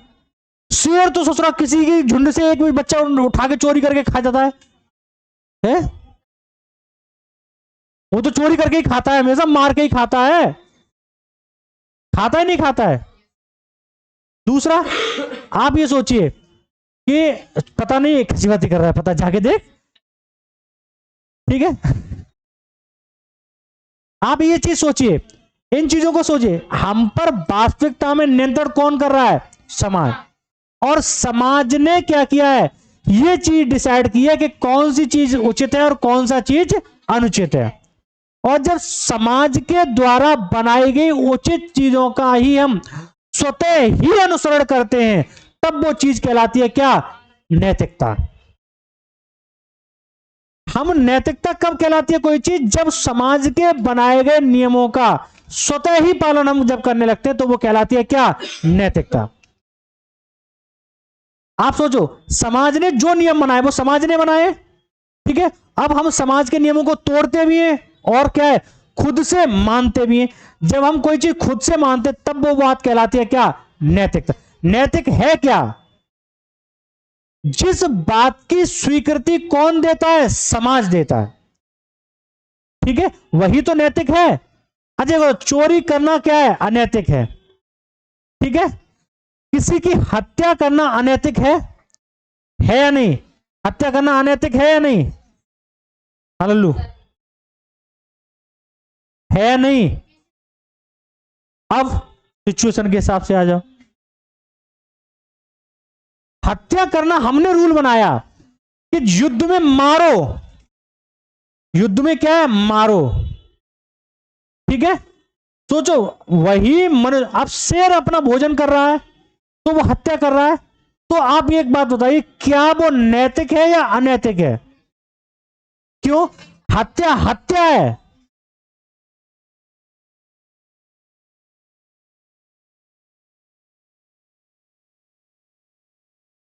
बिल्कुल सही बात कह रहा है, कि सोसाइटी जानवरों का नहीं है, सोसाइटी जो है वो क्या है, मनुष्य का है। और मनुष्य ने अपने जीवन को आसान बनाने के लिए एक व्यवस्था कायम की है, ठीक है, और उस व्यवस्था के अनुसार जब हम उसका पालन करते हैं, तो वही चीज हमको क्या कहलाती है, नैतिकता कहलाती है। और पालन हमेशा कैसा होना चाहिए, स्वतः होना चाहिए, ठीक है। और जब हम स्वतः पालन करते हैं, तब एक तरीके से स्वतः पालन के लिए हमेशा हम किसके आधार पर पालन करते हैं, वो धर्म के आधार पर, हमेशा हम धर्म के आधार पर ही स्वतः पालन करते हैं, ठीक है। जब तक धर्म का अस्तित्व है, तब तक व्यवस्था हमारे अनुसार कैसी चल रही है, ठीक चले।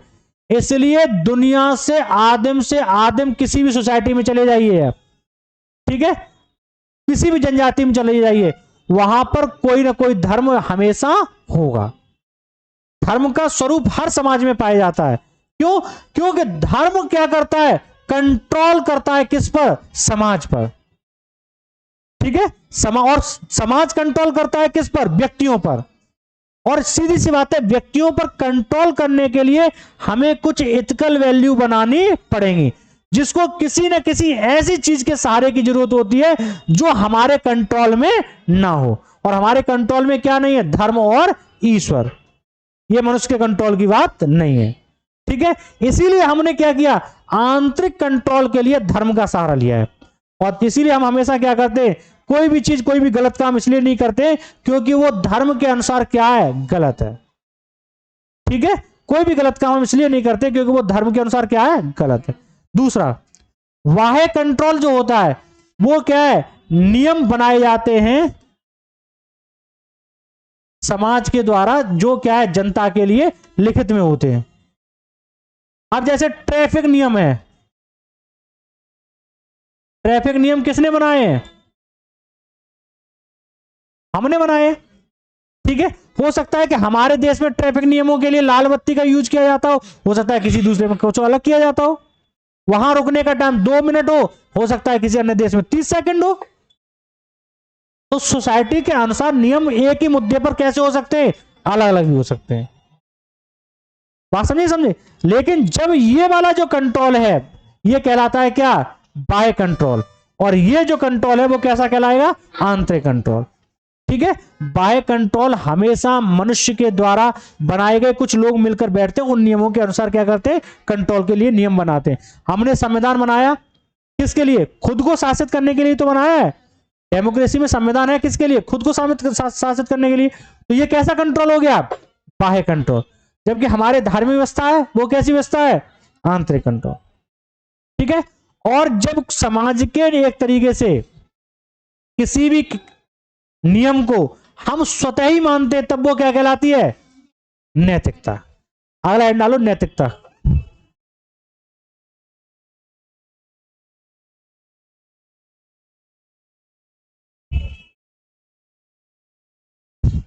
देखिए, सामाजिक नियंत्रण के अंतर्गत,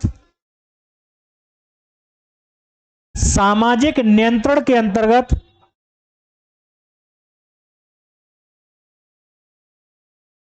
नियंत्रण के अंतर्गत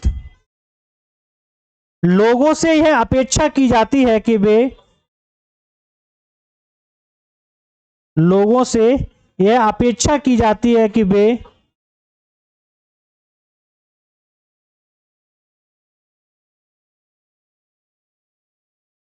कि वे स्वतः स्वतः इन नियमों का या इन सामाजिक नियमों का, स्वतः इन सामाजिक नियमों का पालन करें।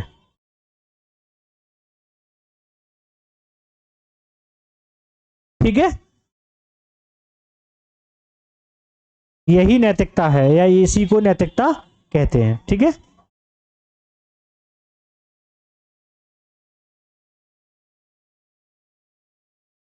अगला हैंड डालीजिए,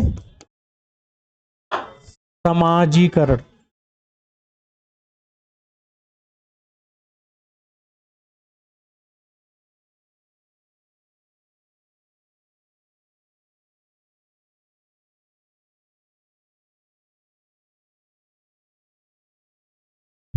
सोशलाइजेशन बहुत बार ये पूछा जाता है, क्या होता है सोशलाइजेशन?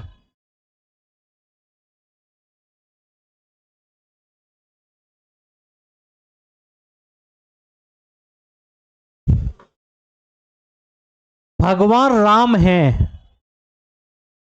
राम भगवान है, कृष्ण भगवान है। ठीक है, ये बात तुमने कहां से सीखी?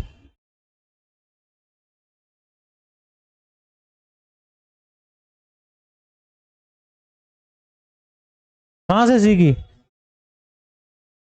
किताबों से?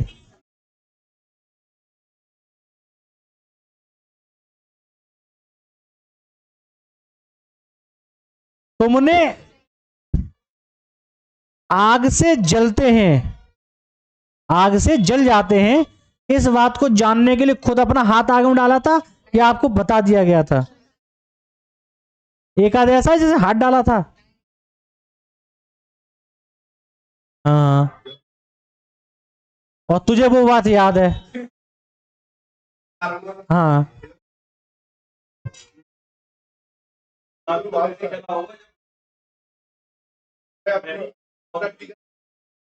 ठीक है, ठीक मान गया। खाना ऐसे बनाते हैं, गेहूं से रोटी ऐसे बनाते हैं, ये तुमने सीखा या क्या कहते हैं प्रैक्टिकल किया पहले?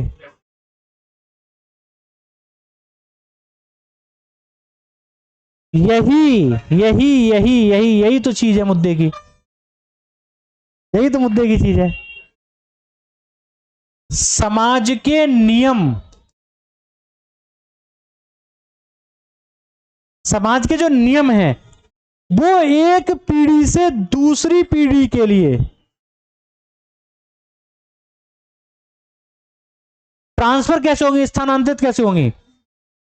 ठीक है, अब एक हमने आज तक अपना हाथ नहीं दिया, वास्तविकता ये है, हाथ जलाने के लिए हमने जिस पहले मानव ने रोटी बनाई होगी, कल्पना कीजिए, क्या हम उसी की तरह अनाज कहीं से इकट्ठा करके लेके आते हैं? हमें पहले से सब पता होता है, अनाज बोरी भरा, पिसवाया, आटा लगाया, देख देख के हम सीख जाते हैं। तो ये सीखते हैं, यानी कि समाज के नियम जो है वो हम सबको क्या है, हमने नियम परंपरागत एक पीढ़ी से दूसरी पीढ़ी तक स्थानांतरित हो रहे हैं, नहीं हो रहे हैं? हमने आटा बनाने की प्रक्रिया क्या हमने आदि मानव की तरह सीखी है? नहीं, हमको पहले से क्या है, ये प्रक्रिया लगातार पीढ़ी दर पीढ़ी क्या है, ट्रांसफर हो रही है। ठीक है, और जब ट्रांसफर हो रही है तो ये जो ट्रांसफर होने की प्रकृति क्या कहलाती है? समाजीकरण, सोशलाइजेशन। अब सीधी सी बात है, अरे सुन लो, मुद्दे की बात यह है कि सोशलाइजेशन होता क्या है? समाज के नियमों को सीखने की प्रक्रिया। ठीक है, बात समझे? रोटी बनाने के लिए हम लोग हमेशा रोटी एक तरीके से, एक बताओ, हमारे घर में रोटी बनती है तो तवा ऐसे रखा जाता है जैसा रखे? हमने कभी ये क्यों नहीं सोचा कि तवा ऐसे रखे भी तो इसमें रोटी चिपकाएं तंदूर की तरह? तंदूर की तरह नहीं बनाते हैं, वो ऐसे करके रखते हैं। ठीक है, कभी क्यों नहीं सोचते? क्योंकि हमें यह बताया गया है, हमने प्रयोग भी नहीं किया कभी कि क्या बन सकती है या नहीं। क्यों नहीं प्रयोग किया गया? क्योंकि सोसाइटी ने पहले ही हमारा सोशलाइजेशन किया है, हमें क्या है, सिखाया है। भगवान के सामने हाथ जोड़ने चाहिए, ये हमने क्या, वास्तव में हमको भगवान ने बताया है? हमको सिखाया है किसने? इस सोसाइटी ने। तो ये भगवान के सामने हाथ जोड़ना चाहिए, फूल पत्ती अगरबत्ती जलानी चाहिए। आप सोचिए, ये किसने बताया हमें? समाज ने। और ये समाज ने हमें जो सिखाया है, और ये जो सिखाने की प्रक्रिया है, उसी प्रक्रिया को क्या कहा जाता है? समाजीकरण, सोशलाइजेशन। समाज के द्वारा अपने जो अनुभव हैं, आज हमारे पास जो, हमको लगता है कि हम कुछ नहीं जानते, हमारे पास 5000 साल लोगों पुराने लोगों का संपूर्ण ज्ञान को लेकर हम यहां बैठे हैं। 5000 साल से जो लोगों ने ज्ञान इकट्ठा किया है, उस ज्ञान को साथ लेके ही तो हम बैठे हैं यहां पर। उनके ज्ञान को, सारा ज्ञान लेकर हम बैठे हैं। हमने आज क्या, एक बताओ, उन्होंने कहा कि भगवान के आगे झुकना चाहिए, प्रणाम करना चाहिए। हमने कभी सोचा कि थप्पड़ मार के भी बात की जा सकती है?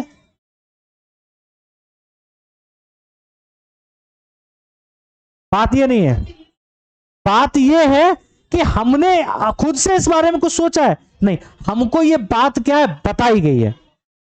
ठीक है, हमें ये बात सोशलाइजेशन है हुआ है कि प्रभु भगवान के सामने हमेशा क्या है, झुकना है, प्रार्थना करनी है, हाथ जोड़नी है, अगरबत्ती।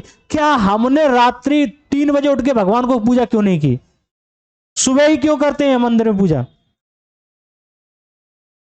क्योंकि ये क्या है, सोशलाइजेशन है। हमें समाज ने ये बातें क्या है, बताई हैं। तो जहां पर हम समाज को संचालित करने के नियम कानून, मूल मानदंड, प्रथा, परंपराएं सीखते हैं, उस सीखने की प्रक्रिया को क्या कहा जाता है? सोशलाइजेशन। बात समझे? समाज की चीजों को सीखने की प्रक्रिया ही क्या कहलाती है? समाजीकरण।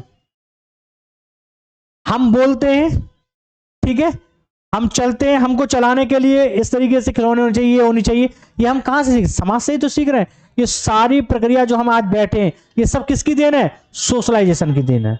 आप आज इस समाज में जैसे भी हैं, आपकी सोच जैसी भी है, आपके विचार जैसे भी हैं, वो सारे विचार किसकी देन है? सोशलाइजेशन की है।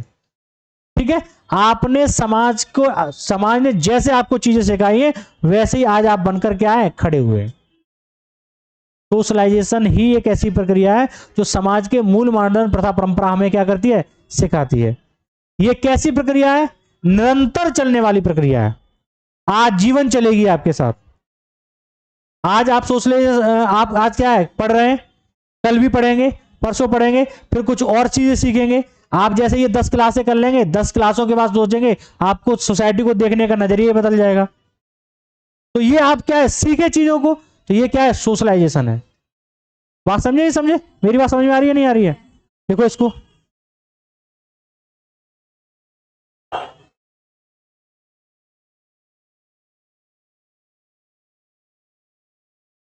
देखिए सामाजिकरण से आशय, अब जैसे मैं कहीं पर कोई पढ़ा रहा हूं तो सामाजिकरण शब्द आएगा, वहां नहीं बताना है कि सामाजिकरण क्या है मुझे, आप समझ जाएंगे सामाजिकरण क्या है।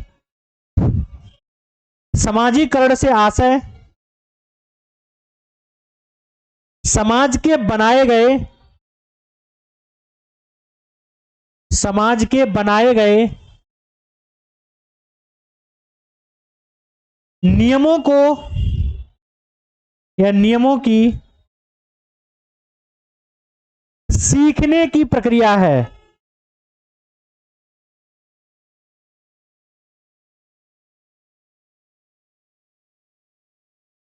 यह सतत चलने वाली प्रक्रिया है, सतत चलने वाली प्रक्रिया है। सतत का मतलब समझते हैं ना, लगातार। ठीक है, समाजीकरण,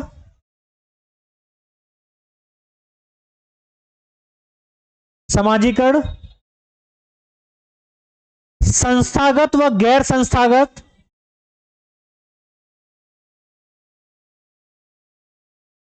संस्थागत तथा गैर संस्थागत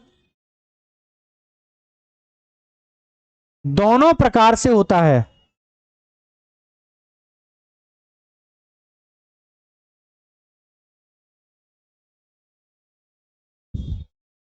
जैसे आप देखो, संस्थागत गैर संस्थागत समझते हैं।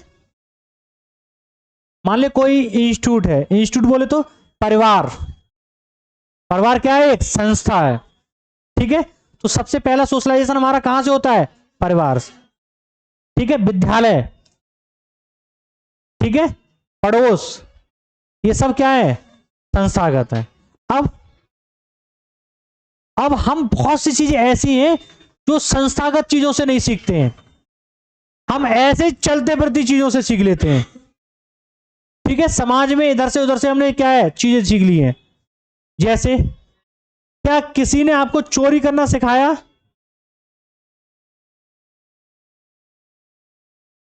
किसी को सिखाया? किसी को? और ऐसा है किसी ने जिसने जीवन में कभी चोरी नहीं की है?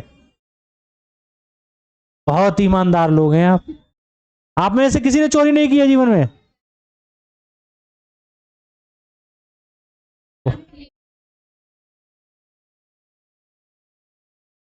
चोरी से आशय क्या है?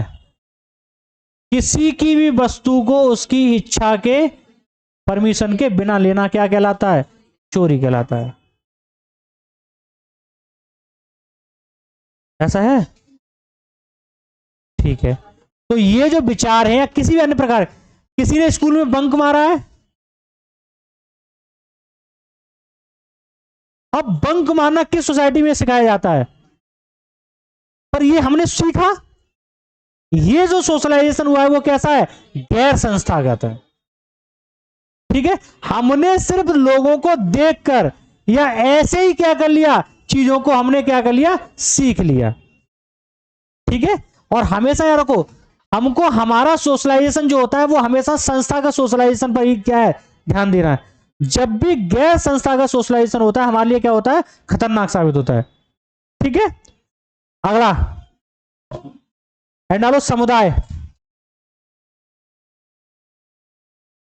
कम्युनिटी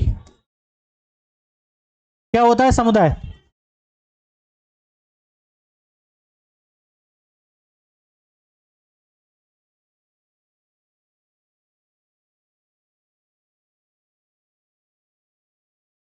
एक ही धर्म के लोगों का समूह समुदाय। और कोई?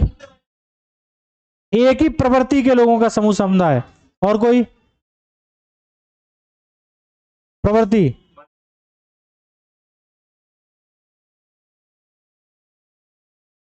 फिर समाज। समाज में मनुष्य, जानवर, चीता, बिल्ली, बकरी, चींटी सब आ जाएंगे क्या? हैं? गड़बड़ हो जाएगी ना। और कोई? हाँ रिमझिम।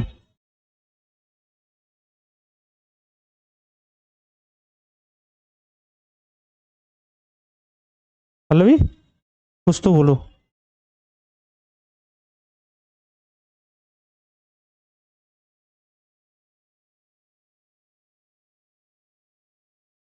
क्लास बोरिंग लग रहा है आपको? पक्का? मुझे लग रहा है ठीक। आज तो बस पता है क्या है? अब मैं आपको बता रहा हूँ, जो लोग नए हैं मैं आपको बता दूं, आज ये मेरा पहला क्लास है, तो आपको थोड़ा बहुत उल्टा 19-20 इधर उधर ऊपर नीचे लग सकता है, ठीक है? आप मेरे साथ बस मेरे कहने से आप 2-3 दिन गुजारिए, 2 दिन, ठीक है? 2 दिन बाद आपको क्लास में समस्या नहीं होगी, कल से ही समस्या नहीं होगी, ठीक है? मेन क्लास क्या है? अभी क्या है? इंट्रोडक्शन है। अब मैं सिर्फ इसको पढ़ा नहीं रहा हूं, इसमें सिर्फ क्या है, जो मैं जो रोज शब्द यूज करूंगा। अब मैंने कहा कि सामाजिक वंचना, अब मैं, किसी ने कहा सामाजिक वंचना क्या है, अब मैं रोज रोज सामाजिक वंचना नहीं डिफाइन करूंगा, ठीक है? सोशलाइज, यहां इस तरीके से वहां सोशलाइजेशन होता है। अब मैंने ये बात कहते हुए बढ़ गया, अब सोशलाइजेशन क्या होता है, ये कौन सी नई बात आ गई? तो कुछ शब्द ऐसे हैं जो रोज क्या है हम अपने उसमें क्या है प्रयोग करेंगे। दूसरा, जब हम कहीं पर भी आंसर राइटिंग करते हैं, आपने देखा है कि हम लोगों को, हमें पता है हमारे अंदर बहुत ज्ञान है, और लेकिन हम जब बोलते हैं तो बोलने के वक्त हमारा ज्ञान सब क्या है, धरा का धरा रह जाता है, हम बोल नहीं पाते। क्यों? क्योंकि हम हमेशा अच्छे शब्दों का चयन करना चाहते हैं, और अच्छे शब्दों का चयन जब होता है जब उन अच्छे शब्दों का अर्थ हमें क्या हो, पता हो, ठीक है? और हमारे पास जब अच्छे शब्दों का चयन, संचार, वो चयन नहीं कर पाते क्योंकि अर्थ नहीं पता होता है, तो इसीलिए सब्जेक्ट को पढ़ने से पहले उसका अर्थ जानना बहुत ही क्या है, जरूरी। अब मैं कहता समाज में ऐसा है, तो अब समाज है क्या, ये भी तो जानना जरूरी है, ठीक है? समाज है क्या? हम सब जानते हैं परिवार में रहते हैं। मैं पूछ लूं परिवार क्या है, तो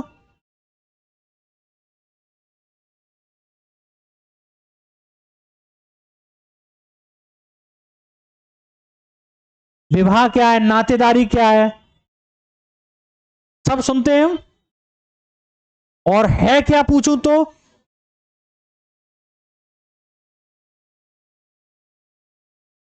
इसीलिए इन शब्दावलियों का अर्थ जानना क्या है, जरूरी है, ठीक है? तो हमारा अगला क्या है, कम्युनिटी। समुदाय में हमेशा याद रखो, समाज एक बड़ा स्वरूप होता है, ठीक है? समुदाय जो होता है वो हमेशा क्या है, छोटा क्षेत्र होता है, छोटा होता है, ठीक है? दूसरा, समुदाय में हम परस्पर एक दूसरे को जानते हैं। समाज में जानते हो ऐसा जरूरी नहीं है, ठीक है? बात समझे? समुदाय में हम जानते हैं, ये कंफर्म है। इस क्लास में जितने बच्चे हैं, ठीक है, ये विद्यालय है या मान लेते कोचिंग इंस्टीट्यूट है, तो ये समाज के अंतर्गत आएगा या समुदाय के अंतर्गत आएगा? समुदाय के अंतर्गत आएगा, ठीक है? परिवार समाज के अंतर्गत आता है, समुदाय के अंतर्गत आता है, समुदाय के अंतर्गत आता है। पड़ोसी समुदाय के अंतर्गत आएगा, समाज के अंतर्गत आएगा, समुदाय, ठीक है? क्योंकि हम हमेशा एक दूसरे को क्या है, जानते हैं। और कम्युनिटी किसके अंतर्गत आएगा, समाज के अंतर्गत आएगा। बात समझे? समझे? तो सामान्यतः क्या है, समुदाय एक छोटा क्षेत्र होता है।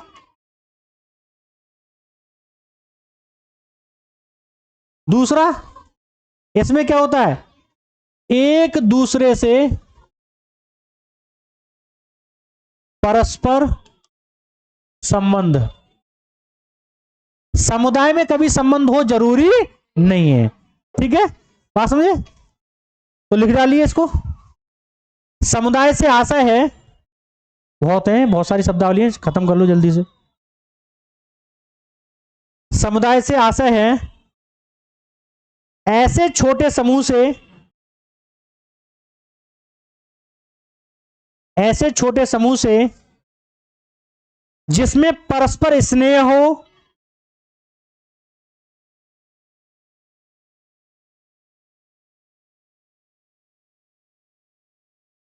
जिसमें सामाजिक सौहार्द अधिक होता है, सामाजिक सौहार्द, सौहार्द समझते, उसी सामाजिक सौहार्द अधिक होता है, जिसमें सामाजिक सौहार्द अधिक होता है,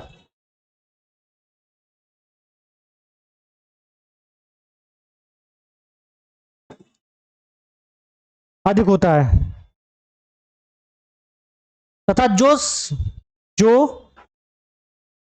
जो हमारे जीवन पर, जो हमारे जीवन पर व्यापक प्रभाव छोड़ता है,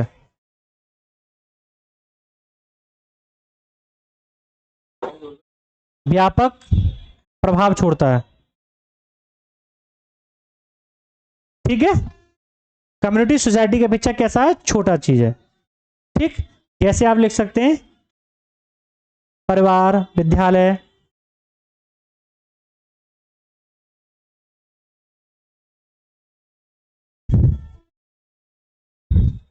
वर्ग क्या होता है,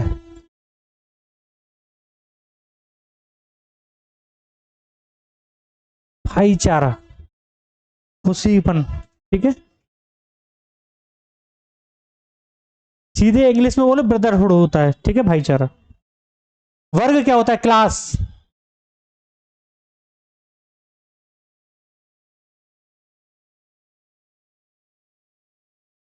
बोलो, बताओ बताओ।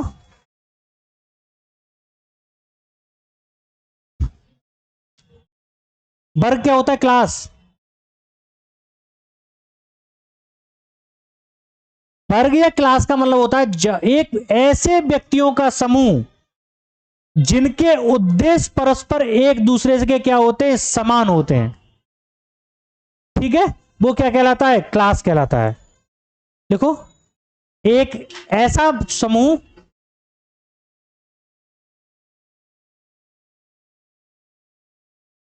जो एक जैसे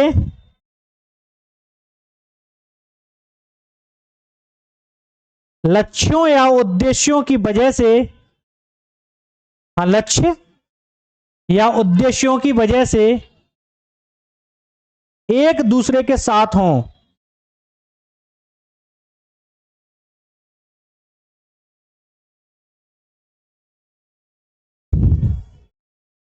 ठीक है, बात समझे। इसको हम क्या कहते हैं, क्लास। हमने कहा इलीट क्लास। ठीक है, हमने कहा इलीट क्लास, हमने कहा कि व्यापारी वर्ग। ठीक है, तो वहां पर क्या है, उनके हित एक दूसरे से क्या है, जुड़े हुए हैं और एक जैसे हैं। हमने कहा शिक्षक वर्ग, यानी उनके हित कैसे हैं, एक जैसे। बात समझे, एक जैसे हित हैं उनके। अगला हेड ना लीजिए, संगठन।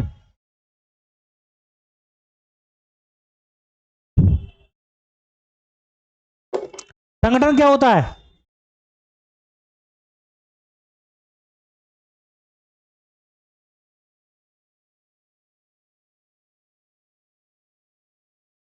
किसी पहले से दिए गए उद्देश्य की प्राप्ति के लिए, किसी दिए गए उद्देश्य की प्राप्ति के लिए जब लोग एक साथ क्या है, निश्चित नियमों में बंधकर क्या करें, काम करें। हमेशा यार हो, संगठन में हमेशा क्या होगा, एक कोई ना कोई क्या होगा, उद्देश्य हो। यहां क्लास नहीं होगी, कोई गरीब भी हो सकता है, कोई अमीर भी हो सकता है, कोई किसी वर्ग का हो सकता है, लेकिन उद्देश्य सबके कैसे होंगे, एक जैसे होंगे। दूसरा, संगठन में हमेशा क्या होती है, प्रतिस्पर्धा होती है, कंपटीशन होता है, संघर्ष होता है नहीं होता है। तो इसीलिए हमेशा देखो, जब हम कहते हैं कि एक पार्टी ने, मान लेते हैं एक क्या कहते हैं, राजनीतिक पार्टी से एक सदस्य छोड़कर दूसरे में चला गया, तो हमको कभी कभी बुरा लगता है कि ऐसे कैसे चला गया, क्योंकि पार्टी है क्या है, संगठन है। उसका क्या है, एक उद्देश्य है, और उस उद्देश्य की प्राप्ति के लिए लोग उसमें क्या हुए, शामिल हुए। अब उसमें क्या है, एक दूसरे में क्या है, प्रतिस्पर्धा भी होगी, मैं ऊपर जाऊं या मैं ऊपर जाऊं, प्रतिस्पर्धा भी होगी, तो संघर्ष भी होगा। और जब हमको अपने उद्देश्य प्राप्त करने में क्या होती है, असफलता होती है, तो हम उस संगठन को छोड़कर दूसरे संगठन में क्या हो सकते हैं, शामिल हो सकते हैं। बात समझे? तो संगठन हमेशा क्या होता है, एक पर्टिकुलर उद्देश्य की प्राप्ति के लिए कुछ चंद लोग मिलकर क्या कर लेते हैं, एकत्रित हो जाएं, उसी को क्या कहा जाता है, संगठन। ठीक है। भीड़ और संगठन में अंतर क्या है, भीड़ का कोई निश्चित उद्देश्य नहीं होता है, उस पर कोई कंट्रोल नहीं होता है, लेकिन जो संगठन होता है उस पर हमेशा क्या होता है, एक कंट्रोल होता है, और उनके उद्देश्य जो होते हैं वो कैसे होते हैं, एक जैसे होते हैं। बात समझे नहीं समझे? देखो,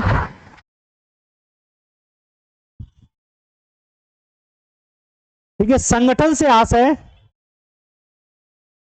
कुछ संस्थान में कुछ लिखवा दूंगा, ठीक है, वो लिखवाने मैं नोट्स में दिलवा दूंगा आपको, ठीक है, कुछ शब्दावली नोट्स में दिलवा दूंगा। ठीक है, क्या लिखा आपने, संगठन से आशय ऐसे समूह से है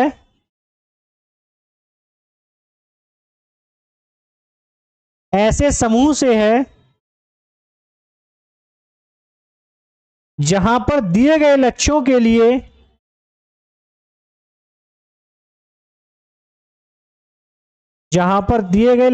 लिए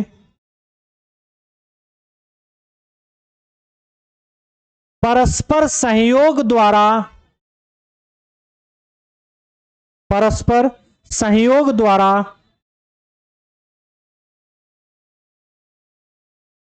परस्पर सहयोग द्वारा लक्ष्य अर्जन का प्रयास करते हैं। लक्ष्य अर्जन, अर्जन समझते हैं, प्राप्ति, लक्ष्य अर्जन का प्रयास करते हैं।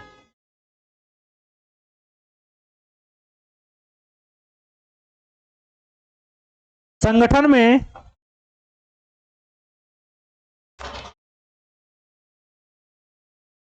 प्रतिस्पर्धा, कंपटीशन, प्रतिस्पर्धा एवं संघर्ष पाया जाता है। संघर्ष,